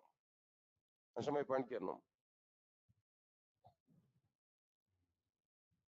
From the above representation, to generate dynamic response, we have to use an application at server machine, that is what their web application. In web applications, we have to use some resources such as CGI, servlets, and what next one, you know, JSPs. Then immediately I'm giving one conclusion. This is conclusion, you know. What is the conclusion I'm telling there? From the above representation, the main purpose of servlets and JSPs is to prepare web applications in order to generate what their dynamic response. This conclusion here we have to understand. Anyway, now our context is what their servlets and JSPs care. That's what directly I'm giving conclusion in the form of like what their servlets and JSPs now. Finally, guys, now tell me, finally, what exactly the purpose of servlets and JSPs care now? Now tell me here. What is the requirement to go for servlets and JSPs care? This is a question. Now tell me. The purpose of servlets and JSPs is what there? To prepare web applications in order to generate dynamic response. Of course, web applications are having some resources, HTML resources, which may provide static response. But the point is what there? Web applications. In that web applications, we need to use what there? Servlets and JSPs. They must generate what there? Dynamic response. This is the main purpose of like what there? Servlets and JSPs clearly. Yes, sir. All of you are getting my point or not? That's okay, fine. Leave this one here. Then after that, after completion of this particular point now, immediately we have a question. I have a question now. Now tell me guys, what technologies here we listed there about this, like a dynamic response and about to prepare these web applications? What technologies are listed here now? CGI, servlets, and a JSpace. We listed or not? Right, sir. Now let's observe carefully. Now the point is what there? To prepare, to prepare web applications, to prepare web applications in order to generate dynamic response, we have already CGI. We have already CGI. Then what is the requirement to use servlets? Then what is the requirement to use what are the servlets? This is the question here we are able to get. So we have to understand this point clearly. This is one of the interview question, guys. Maybe interviewers may ask this type of question there in web applications. To prepare web applications in order to generate dynamic response, we have already CGI. Then what is the requirement to use servlets? This is the clear-cut question here we have to answer. Right, now try to answer for it, try to understand this particular one. Right, sir. Now I want to give some clarity. Now try to understand it now. CGI is a server-side technology. CGI is a server-side technology, common gateway interface, not any other abbreviation, same abbreviation. Right, sir. CGI is a server-side technology. All right, sir. It can be used to prepare web applications. It can be used to prepare web applications. Okay, up to that it's normal information only. Next point is important. Observe carefully. It is a process-based technology. It is what there? Process-based technology. It is a what there? It is what there? Process-based technology. Then what is the meaning of it? No, it's a process-based technology that we understood. But what is the meaning of it clearly? Right, sir. Its meaning is what there? If we send any request, if we send any request for CGI component in web applications, if we send any request, or if we send a request, for CGI component in web application, if we send a request to CGI component in web applications, then CGI container, or simply speaking server, instead of saying that CGI container, in your understand, no, server will create a separate process. Server will create what there? A separate process. Answer my point here. Server will create what there? A separate process. This is for what there? For each and every request. A separate process will be created for what there? For each and every request. Observe carefully. Then, sir, now, instead of saying this, what I'm telling there, I want to modify this statement here so that we are able to understand more clearly. If we prepare web applications by using CGI, then server will create. Can I use that container? The word container, can I use that? You know already, server is okay, but inside the server, who is responsible to execute components? No, container. So container is responsible. Web containers or maybe like what there, distributed containers. So different things are available here. So now I can use the terminology like what there, container, no problem. Container and server at this level both are same. Think of it, but container is a more appropriate word here. Why? Because servers are not going to execute the server-side components. Inside the server, containers are going to execute what their server-side components now. So container will create a separate process for each and every request. For each and every request coming from clients. Come on guys, observe carefully. CGI is a server-side technology. It can be used to prepare web applications. It's a process-based technology. If we prepare web applications by using CGI, technology, then container will create a separate process for each and every request coming from clients. Got my point or not? Okay. Now we know already, basically process is a heavyweight. Process is what their heavyweight. Am I right or not? Process is what their heavyweight. So CGI is a heavyweight technology. Heavyweight technology. Heavyweight technology. If it is a heavyweight technology, then what is the problem there? Heavyweight technology, then what is the problem there? It will take more memory and more execution time to perform or to execute. It will take more memory and more execution time to process any request. To process any request means that it will take more response time. Whenever it is taking more response time, automatically what it will do there, it will reduce server side applications performance. Is all of you following it or not? What I'm telling you, basically process heavyweight. So CJ is a heavyweight technology. It will take more memory and more execution time to process any request. It will take more response time. It will reduce server side applications performance. It will reduce what their server side applications performance. Observe carefully. Got it or not? Whenever it is reducing server side applications performance, nobody will check that particular technology. Nobody will use that particular technology. Sir, got my point or not? All right, so now I want to show some diagrammatic representation for it. Now try to understand it clearly. Everybody understand these points, no? See, that fundamental concepts are very, very important. Try to understand the concepts what I'm telling to you. All right, now this is like what I'm telling to you. Server side application. This is like server side application. Simply speaking, web application only, not any other one. Now inside this web application, we are able to have like what there, a CGI component. This is like what there, CGI component. You can understand CGI. In which way we are having servlets? In the same way, some CGI component. Now,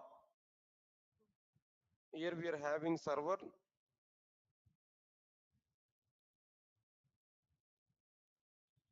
This is like what I'm telling to you, server. Observe carefully.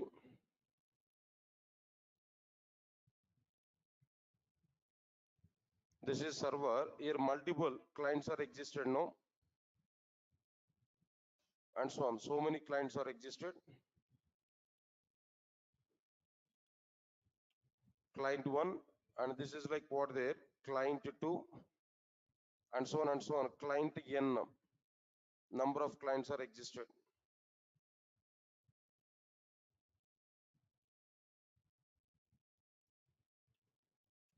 Client N.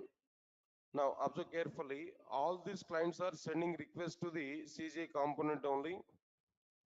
Server or container, that doesn't matter as of now. Later on I'll give difference between these two also. Now, client 1 is submitting request to what there, to the server for the sake of what there, CGI component.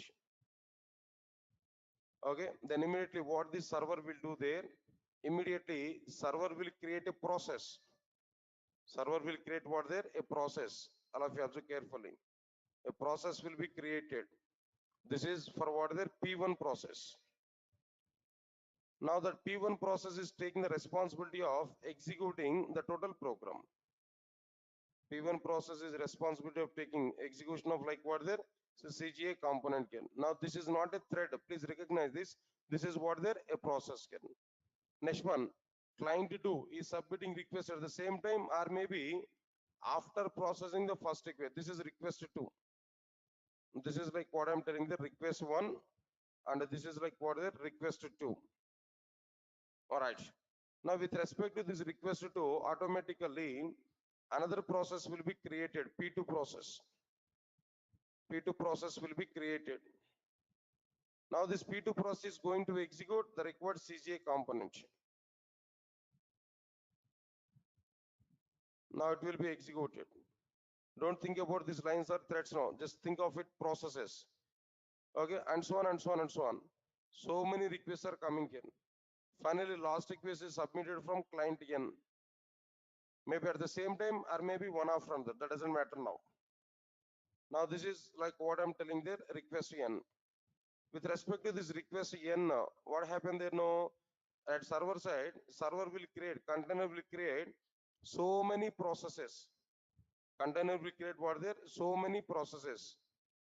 Like what there? PN, process N, it is created.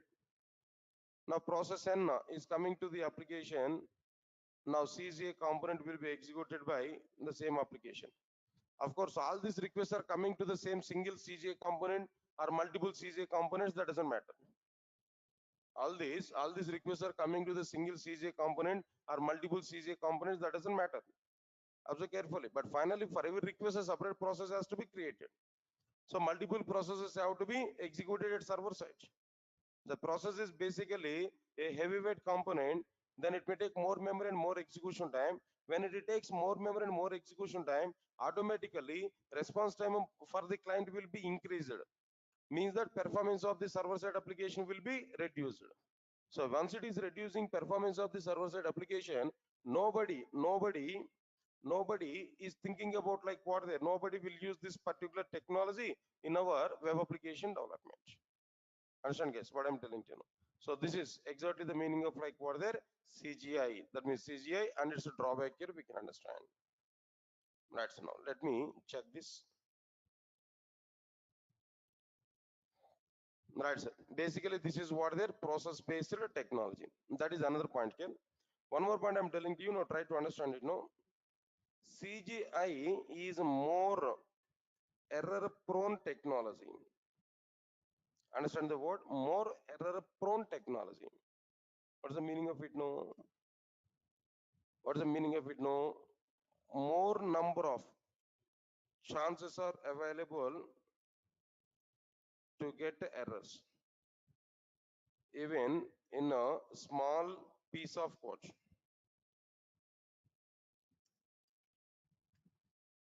Guys, observe carefully what we are able to get there. CGI is a more error-prone technology. More chances are available to get errors even in a small piece of code. The code is very less, but more number of errors will come. That syntax is, the technology is defined in this way. So that's why it is like what there, more error-prone technology. Sir, all of you get my point or not? All right, sir, that's okay, fine.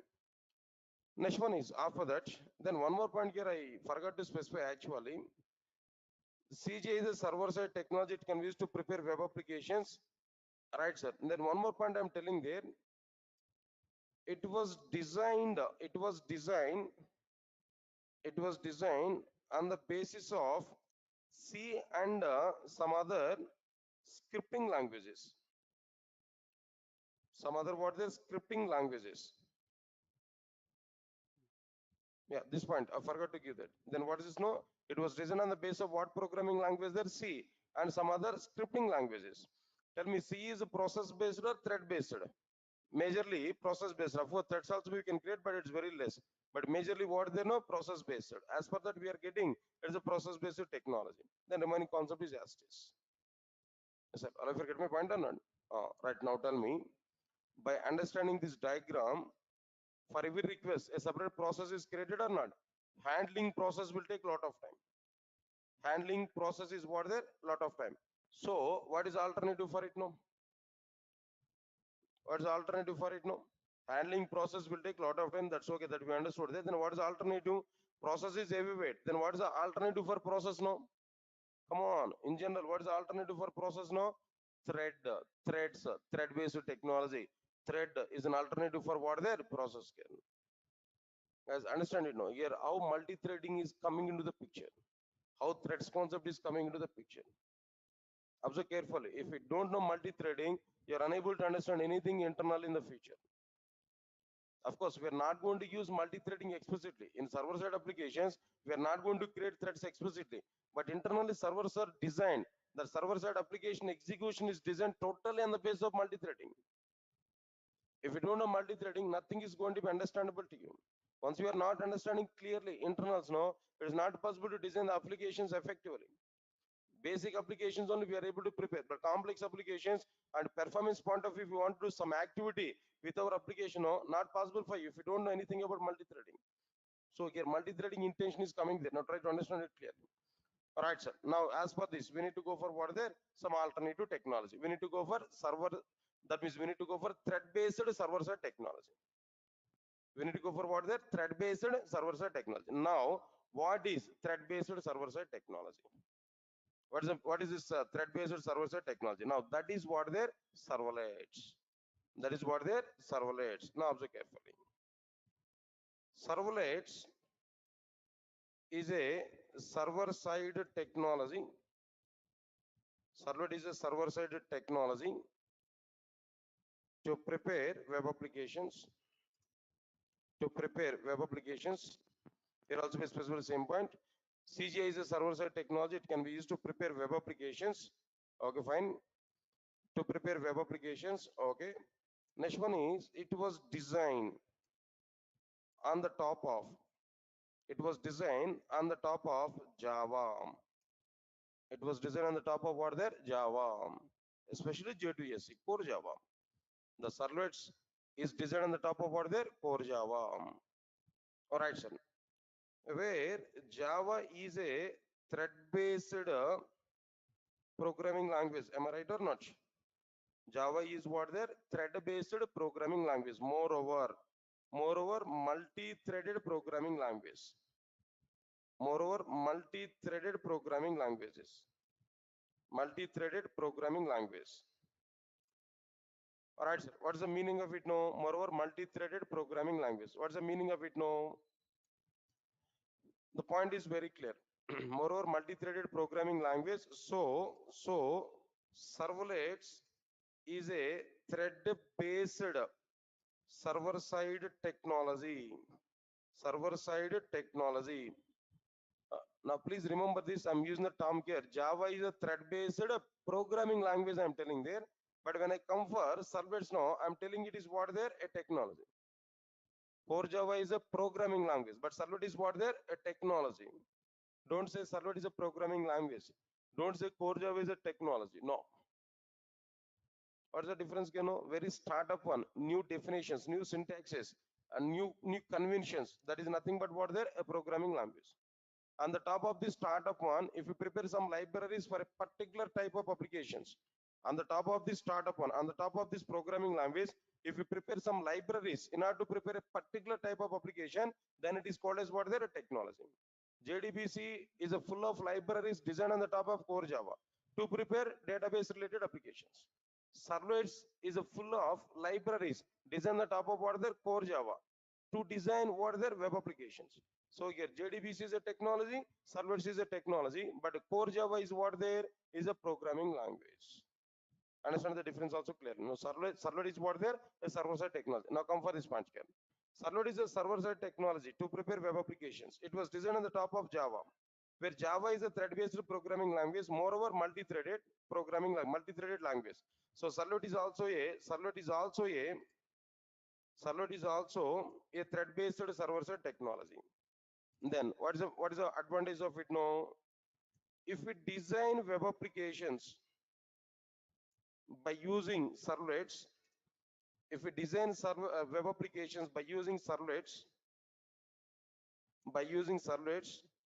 then container in the sense what there? Server. Of course, inside the server, container is going to execute our servlets. No, container will create a separate thread for each and every request coming from client. Guys, observe carefully what I'm telling you. Know, if we design web applications by using servlets, then container will create a separate thread instead of a process for each and every request coming from client. Right. Now, what is the point here? What is the comparison now? Where thread is a lightweight. Where thread is what there? Now tell me, lightweight technology. Thread is a lightweight component. Thread is a lightweight component. Come on, what is the next point here? No, thread is a lightweight component. So servlets is a lightweight server-side technology. Then what next one here? It will take less memory, and what next one? No, less execution time to process requests. So it will reduce what it will reduce then? Now tell me. It will reduce overall response time. When it reduces overall response time, then what it will happen then? It will increase web applications performance. It will increase what their web applications performance. There's an advantage of like what there this particular servlet technology. As observe carefully, servlet is a server-side technology to prepare web applications. It was designed on the top of Java, where Java is a thread-based programming language, moreover multi-threaded language. So servlets is also a thread-based server-side technology. If we design web applications by using servlets, then container will create a separate thread instead of a process. Here I'm giving the point here. In the case of CGA, what happened there? No, process is created. But in the case of servlets, what is created here? No, thread is created. Already in the comparison between, the comparison between process and thread in core Java. Which one is a heavyweight and which one is lightweight? No, process is heavyweight, whereas thread is what there? Lightweight here. Observe carefully. All right, sir. Instead of process for each and every request coming from client, where thread is lightweight component. So servlet is also a lightweight server-side technology. Servlet is a lightweight server-side technology. It will take less memory and less execution time to process requests. It will reduce overall response time and it will increase web applications performance. Now tell me guys, all of you know, so which technology is going to have very good demand in outside now? Is it CGI or servlets? Servlet, definitely servlets are having like what there? Very good demand in outside. Now let me check in the diagram here. I want to prepare a separate diagram for it. Now try to observe carefully. All right, now here we need to understand like what there. This is like what there, a server side program, of course. This is web application.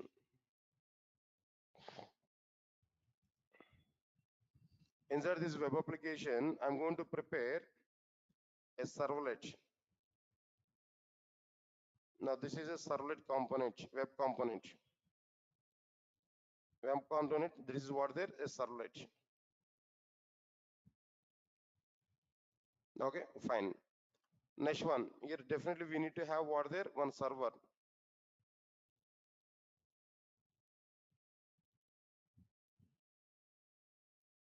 Server or container, where it may be. Server is available inside the server, container is existed now.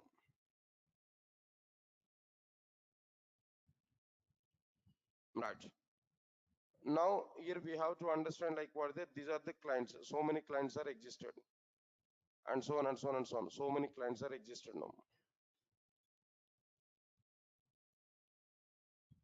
Client one, next one is like what there, client two, and so on. Client n. So many clients are available.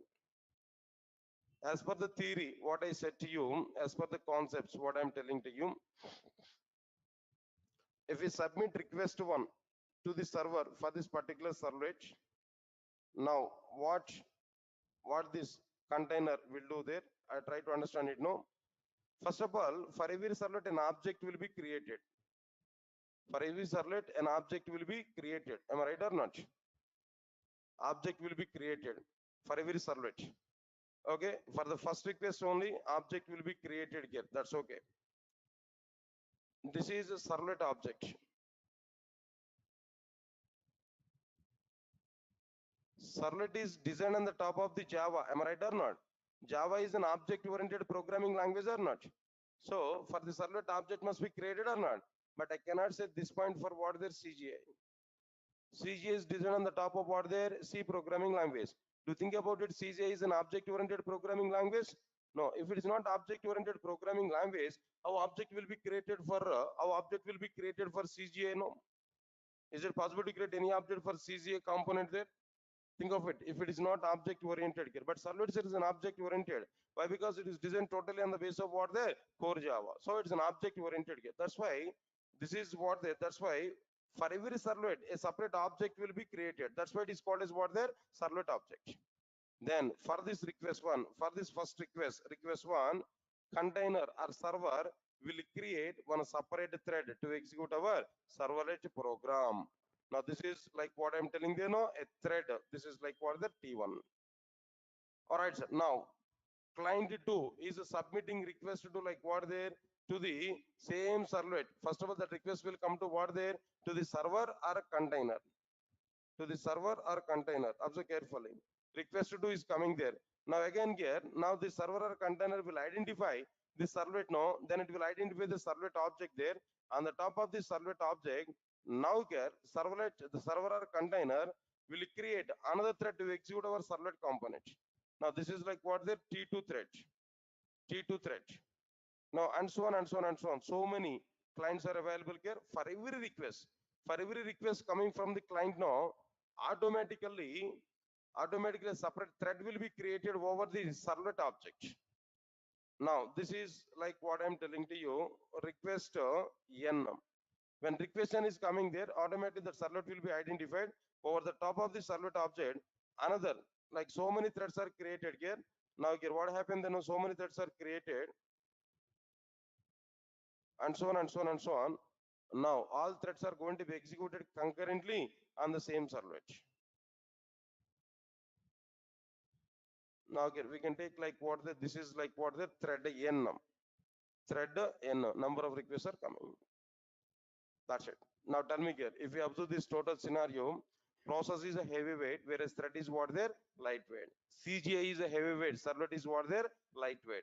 CGI will take more execution time to process any request, but servlet will take like what their less execution time to process any particular request.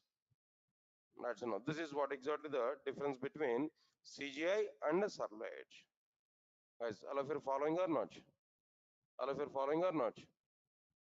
All right, sir. Then, so I'm observing clearly overall two members. Even I'm discussing the content, very much important content. By taking some interest, I'm discussing there. But in the entire class, only two members, not all members now, are sleeping continuously right from starting point of the class now. One is from girl side, another one is from boy side.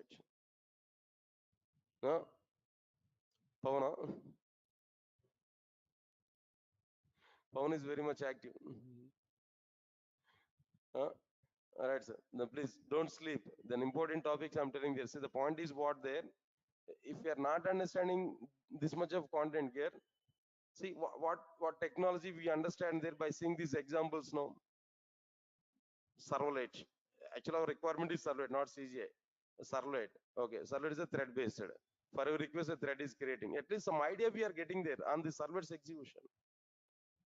Noun points all I'm telling there. The thread is noun point here. Then thread execution is going on there. Thread is lightweight when compared with the process now. So the connection is available.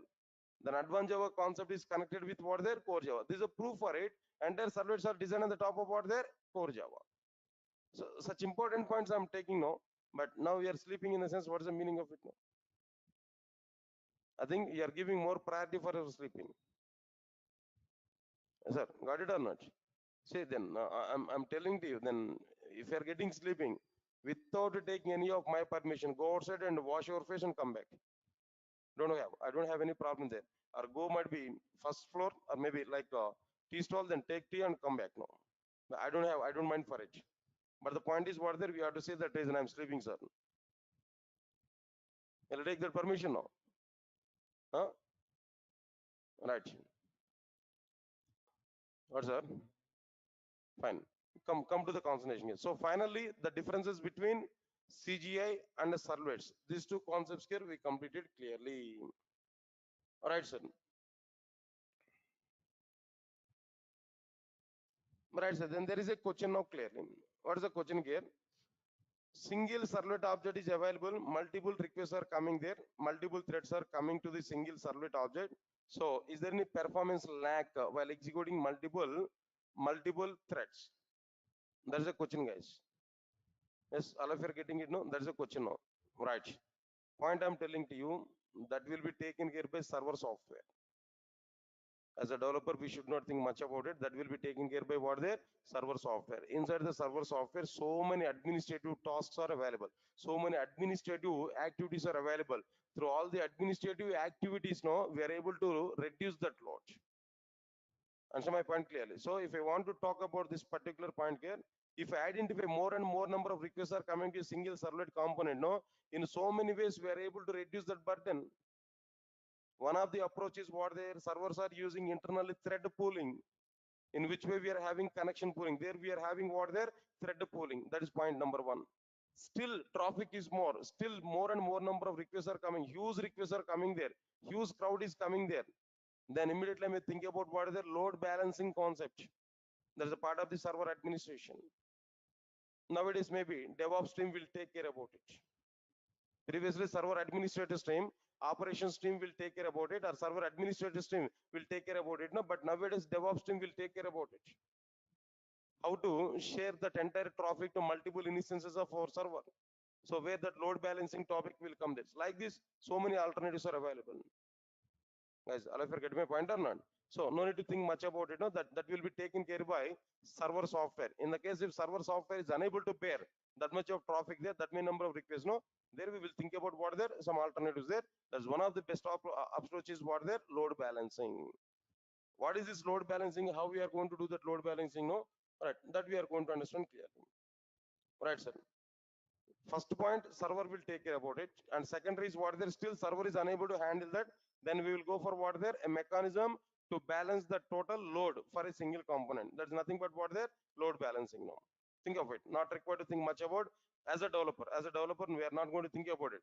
In how much effective way we are going to prepare server side application is the responsibility from developer. How that servers, how servers are running, how servers are providing threads now, how servers are giving some runtime environment, that everything could be taken care by what the DevOps team or maybe administrative team now. They will take care about it, but definitely some solutions are available. Okay, leave this particular point now. Right, guys, now this is about like what the servlet. Like next one is, now tell me, when compared with the CGI we have some advantages with the servlets, that's why we are moving for what the servlets topic on it. That's very nice. Okay, fine. Now tell me, guys, all of you now tell me. Now tell me, next one is what there servlets and JSPs are available. Immediately I'm getting one more question. Immediately I'm getting one more question. What is that question here? Now observe carefully. My question is what there to prepare to prepare web applications. We have already servlets. Then what is the requirement? Then what is the requirement to use JSPs? This is one question. Guys, observe carefully. To prepare web applications, already we have servlets. Then what is the requirement to use JSPs? But nowadays might be some students are asking like another question there. That means some interviewers are asking, not students, some interviewers are asking the same question like what there. What are the differences between, tell me the differences between servlets and JSPs strictly. These questions are asking there now. Even my intention is also be what there. Before going to learn servlets and JSPs, no, first at least we have to understand what is servlet and what is JSP, where to use servlets and where to use JSPs. This kind of points here we have to understand. This kind of analysis here we have to understand. Then comfortably we are going to understand the servlets and JSPs. Without knowing their utilization, learning the total servlets and JSPs is a waste of time. First we have to understand where to use servlets and where to use JSPs. What is the intention of servlet and what is the intention of JSPs now. So these points here we have to understand clearly. Right, guys, now let's observe carefully all the points here. We are going to understand this content clearly, but before that I want to give one small example, some small story here I want to tell to you. Now try to understand this story. By that we are able to get some clarity. Right, guys, observe carefully, all of you know. Simple point here I'm telling you. Now try to understand it clearly. Initially Java and .NET, two programming languages are available, or two technologies, whatever it may be. They're available outside. Yes, guys, shall I forget my point or not? Then before that, I'm telling one more point. The technology giants are two in outside previously at starting point. What are the two technology giants in general? One is Microsoft community, another one is non-Microsoft community. Do you know that? But nowadays might be the Cold War is going on in between Oracle and Microsoft. But previously, that entire industry, that entire software technologies, or maybe the communities are divided into two. One is what their Microsoft community, another one is what their non-Microsoft community. Non-Microsoft community includes like what their Sun Microsystems, Oracle Corporation, Red Hat systems, like all these many, like what their technology vendors are available in non-Microsoft community. Microsoft community has only Microsoft. They are monopoly, right? Microsoft in the sense only Microsoft. They're not entertaining any other. But other group of organizations are available at what their non-Microsoft community, like IBM, Oracle, like Sun Microsystems and all, like different companies there. So between these two communities might be some kind of Cold War is going on at initially. What happened there now? Microsoft has a database, SQL server. Then immediately at non-Microsoft community, Oracle, MySQL, no, Oracle, MySQL, like this. So many database softwares are available. Mainframes, DB2, like this. So many. Next one. After this, operating systems point of view, Windows operating system is provided by Microsoft community. Then equally, other operating systems are provided by non-Microsoft community. Like what there, Linux is available, Sun Solaris is available. Like very good operating system here. There also be some kind of war. Sir, all of you get my point or not? Similarly, in the point of this programming languages, .NET was provided by Microsoft. .NET is a technology come programming language. C# .NET is what their programming language, but ASP.NET and all these things are like what their technologies. So .NET is available there. From non-Microsoft community, Sun Microsystems has provided what their Java. Then both are going on at parallel. Initially, both are having very good weightage now. Both are at the straight lines. Answer my point. So at Microsoft, C# .NET is available, and at Java side, just only core Java and servlets technology, some part of the servlets technology is available at Java side. Then what happened there at a particular point of time, observe carefully, at a .NET site, people are preparing applications, but to prepare web applications, .NET developers are facing very good problems. That means more problems. They're thinking they need more technology stuff to prepare web applications with the by using that existed .NET technology.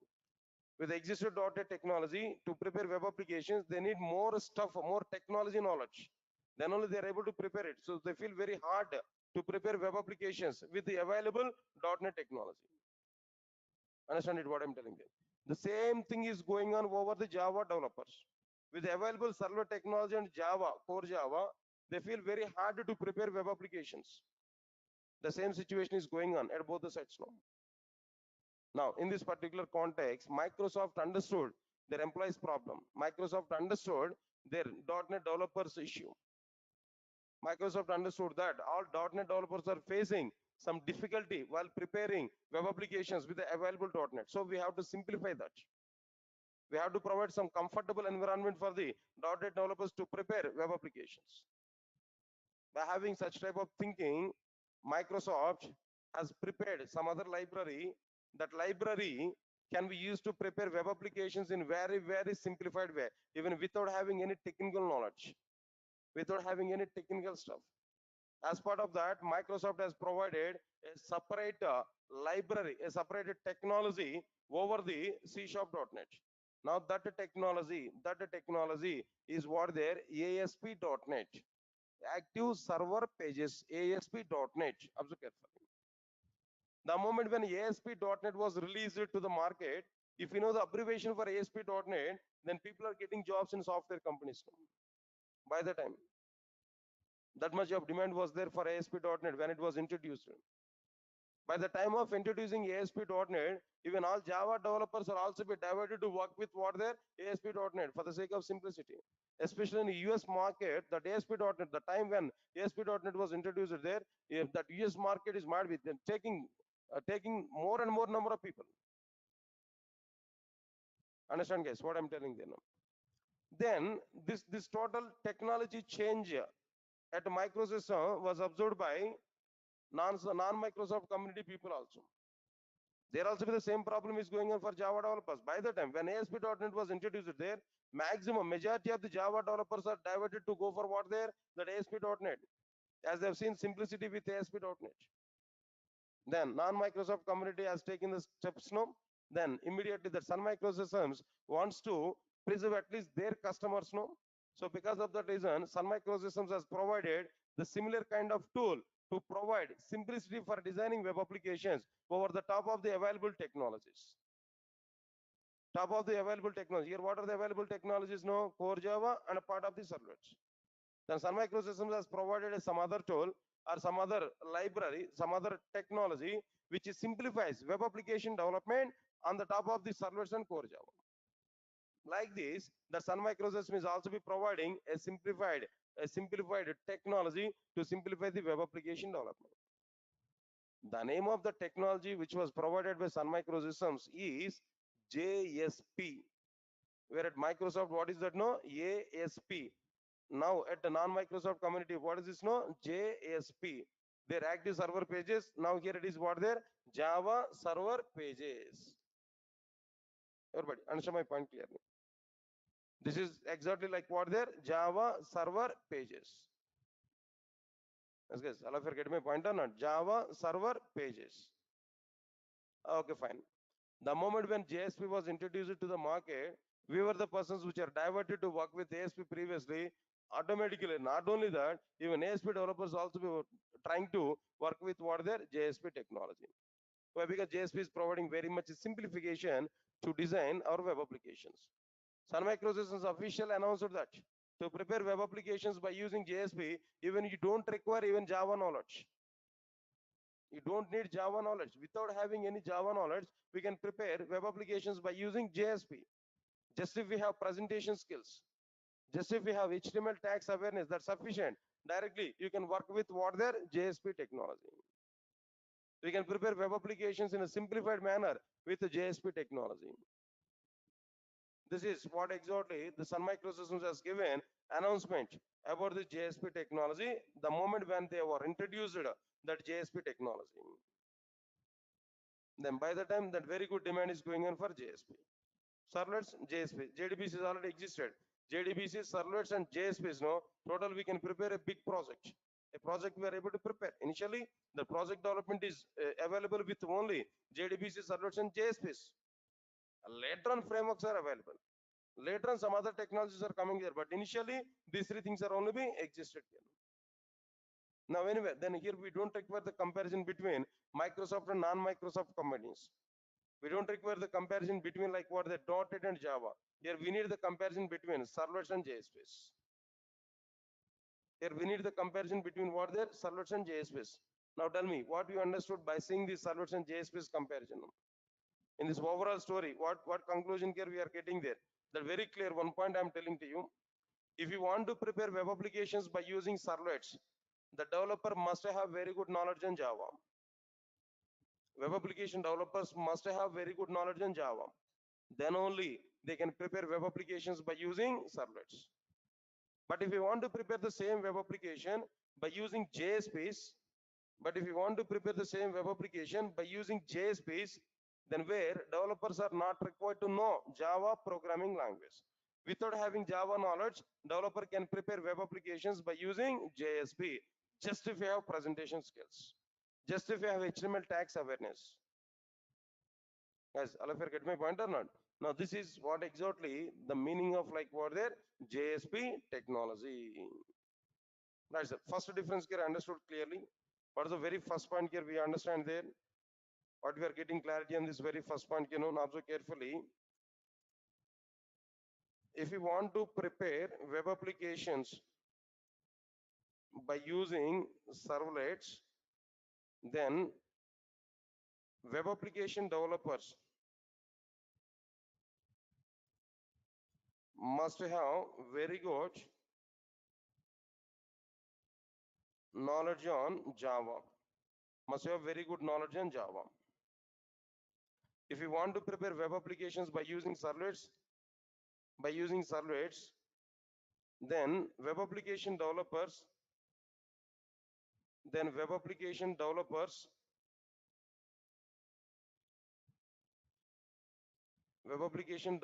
must have very good knowledge on Java. This is mandatory. So Java knowledge is mandatory. If you don't have Java knowledge, not possible to prepare web applications with the servlets. All right, sir. Now the point here I'm telling there, if you want to prepare web applications by using JSP, by using JSPs, then web application developers are not required to have Java knowledge. Guys, answer my point here now. Web application developers are not required to have what their Java knowledge. Without having Java knowledge, we can prepare web applications. Now tell me here with this particular point, observe carefully. One note I can give there. What is that note? No, what's the main intention of JSPs? No, main intention of JSPs what is the Java free web applications. Java code free web applications means that preparing web applications without having Java code as much as possible. Or maybe the main intention of JSP, the main intention of JSPs is to reduce Java code as much as possible in web applications. This is the main purpose of like what their JSP. The main intention of JSP is to reduce Java code as much as possible in web applications. It wants to see Java free application. Without Java, we want to prepare that application. This is exactly the meaning of like what there.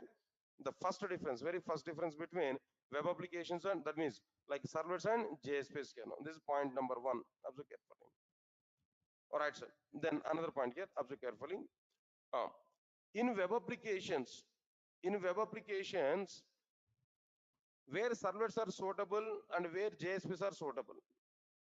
In general, in web applications where servlets are suitable, where JSPs are suitable. If you observe this, I'll give one high level point. Now try to understand it clearly. Now, listen, all of you know, in web applications, servlets are very much suitable at the location where requests are coming to the, or else maybe servlets are very much suitable